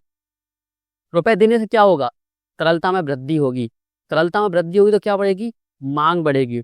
ये कदम कब उठाया जाता है? जब आर्थिक मंदी होती है, जब लोगों के पास पैसा कम होता है। तो तरलता सरकार कब बढ़ाती है? ये कॉन्सेप्ट बहुत इंपॉर्टेंट है, ध्यान से सुनो, ध्यान से।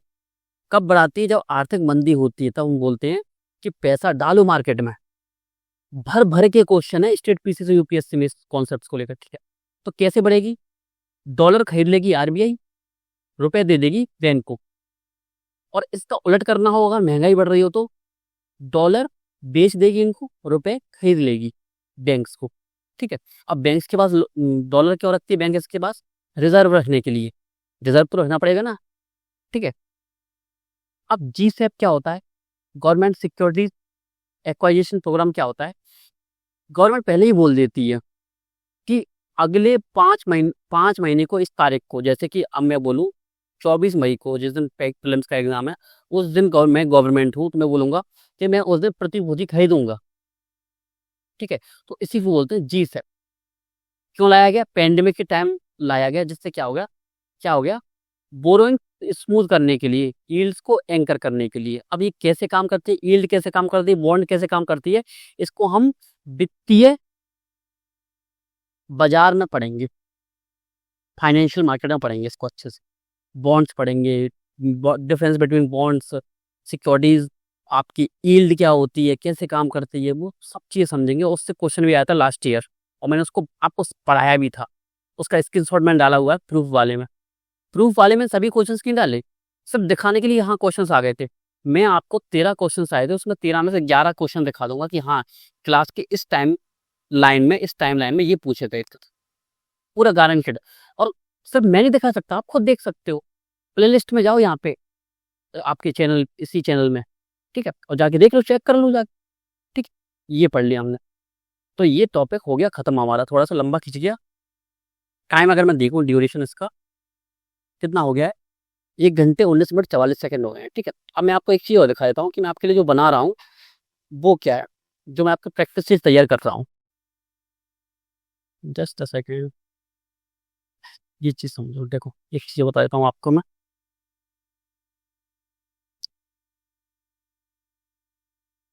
इस चीज को देखो, वर्ड ये है, ये चीज। अब इसको देखो ध्यान से, अब इसको देखोगे अगर, ये देखो सीडीएस में 125 क्वेश्चन मतलब यहाँ तक आ गए। ठीक है, इसमें अभी पेन काम नहीं करेगा, ठीक है, फर तो देगा। व्यूज में जाओ, ये है पूरा, ये मैंने पूरा क्या करा, बेसिक्स ऑफ इकोनॉमी की ये वर्क बुक या बोलूँ मैं सीट तैयार की है पूरा। 2023 से लेके पुराने पूरे क्वेश्चन 2024-25 के डायरेक्ट पेपर से करोगे ज्यादा अच्छा रहेगा। ठीक है, डालना चाहता था मैं 24 और 25 के एग्जाम की भी डाल देता। क्या यूपीएससी में प्रीलिम्स 2023 में क्या पूछा गया, बेसिक्स ऑफ इकोनॉमी से कि मूर्त और अमूर्त क्या होता है, ये आपको प्रैक्टिस करनी है। ये लेकिन मैं अभी नहीं दूंगा आपको, ये मिलेगी आपको कम से कम जब आप 10 क्लासेस कर लोगे तब। ये total question, number of question इसमें 152 हैं, 151 या 152 है इसमें। जस्ट अ सेकंड, जैसे अगर आप यहाँ देखोगे, जस्ट अ सेकंड, ये है आपके 151 क्वेश्चन हैं। इसमें सीडीएस है, सीएपीएफ है, जिससे यूपीएससी, आपने सुना होगा यूपीएससी क्वेश्चन रिपीट कर देती है कि सीएपीएफ और सीडीएस के भी हमको क्वेश्चन सॉल्व करना चाहिए, जियो साइंटिस्ट के क्वेश्चन सॉल्व करना चाहिए। तो मैं सभी के टॉपिक वाइज यहाँ पे तैयार किए, इसमें आंसर नहीं है, ये सिर्फ प्रैक्टिस करने के लिए। आंसर मैं आपको अलग से दे दूंगा इसकी, ठीक है, आंसर की अलग से दे दूंगा पूरा, जिससे क्या होगा आपकी प्रैक्टिस हो जाएगी पूरा। और इन क्वेश्चंस को आपने लगा लिया, प्रैक्टिस कर ली, टेस्ट लगा लिए, काम खत्म। इकोनॉमी क्वेश्चन आपसे गलत हो ही नहीं सकते, बस मेहनत करना चाहिए आपको, बस अपनी ओर से मेहनत की, में कमी मत छोड़ देना पूरा। इसमें झारखंड पीसीएस, यूपी पीसीएस, पूरा सभी क्वेश्चन को मैंने डाला हुआ है। ठीक है, तो वर्क बुक आपकी तैयार हो रही है, अभी पूरी तैयार नहीं है ये, इसमें आंतर की तैयार करूंगा मैं खुद। ठीक है, तो ये तैयार किया है मैंने खुद से। कौन सा टॉपिक है, बेसिक ऑफ इकोनॉमी। अब इसमें आपको करना क्या है, इसको यूज कैसे करना है, मैं आपको वर्क बुक दूंगा, आपको पूरा सॉल्व करना है। आप हो सकता है बहुत सारे जो कॉन्सेप्ट मैंने ना पढ़ाए हों, क्योंकि सभी को पढ़ाना संभव नहीं है। बहुत सारे कॉन्सेप्ट आप समझ जाओगे, क्यों, मैंने कॉन्सेप्ट पढ़ा दिए हैं। तो ठीक है, जैसे वस्तु की बाजार मांग बढ़ सकती है, तो मैंने पढ़ा दिया है। डिमांड घट रही है, पैसा घट रहा है, तरलता बढ़ रही है, ये चीजें पढ़ा दी आपको मैंने। फिल्म 2021 का क्वेश्चन है, उसकी कीमत घटे, वस्तु इन्फीरियर हो, ऐसे ही। अगर मान लो आपको एक क्वेश्चन समझ में नहीं आया, आप सिंपल सा क्या करोगे, कमेंट सेक्शन में, वीडियो के कमेंट सेक्शन में, यानी क्लास के कमेंट सेक्शन में, इसी यूट्यूब वीडियो में, किसी भी क्लासेस में, जिसके बाद भी आप लेना चाहो, कमेंट सेक्शन में डाल देना। क्या आप डाल दोगे, sir basics of economy practice seat, नाम डालना basics of economy practice seat question number 5 समझ नहीं आया। मैं आपको नेक्स्ट क्लासेस में या डाउट सेशन क्लास में, डाउट सेशन क्लास जो कि रिकॉर्डेड ही होगी, डाउट आप कमेंट सेक्शन के माध्यम से पूछोगे, बाकी डाउट सेशन ऐसे ही रहेगा। तो मैं क्वेश्चन 5 को बता दूंगा पूरा समझा के कि ये पूछ क्या रहा था। ठीक है, तो मैं आपको ऐसे प्रैक्टिस करा दूंगा, पूरे आंसर्स मैं दूंगा, आप क्वेश्चन पूछना। और आपको ये काम करना जरूर है कि 150 क्वेश्चन अगर आपने यहाँ से लगा दिए ना, तो इस टॉपिक से क्वेश्चन कभी गलत नहीं होने वाले। यूपीएससी प्रीलिम्स 2026 से लेकर 30 तक के चले जाओ आप अभी। ठीक है, क्वेश्चन गलत नहीं होंगे, 2027 वाले भी सुन लो अगर देख रहे हो तो, 27 में क्वेश्चन गलत ही नहीं हो सकते। ठीक है, अब मैं वापस आता हूँ अपनी स्लाइड पर।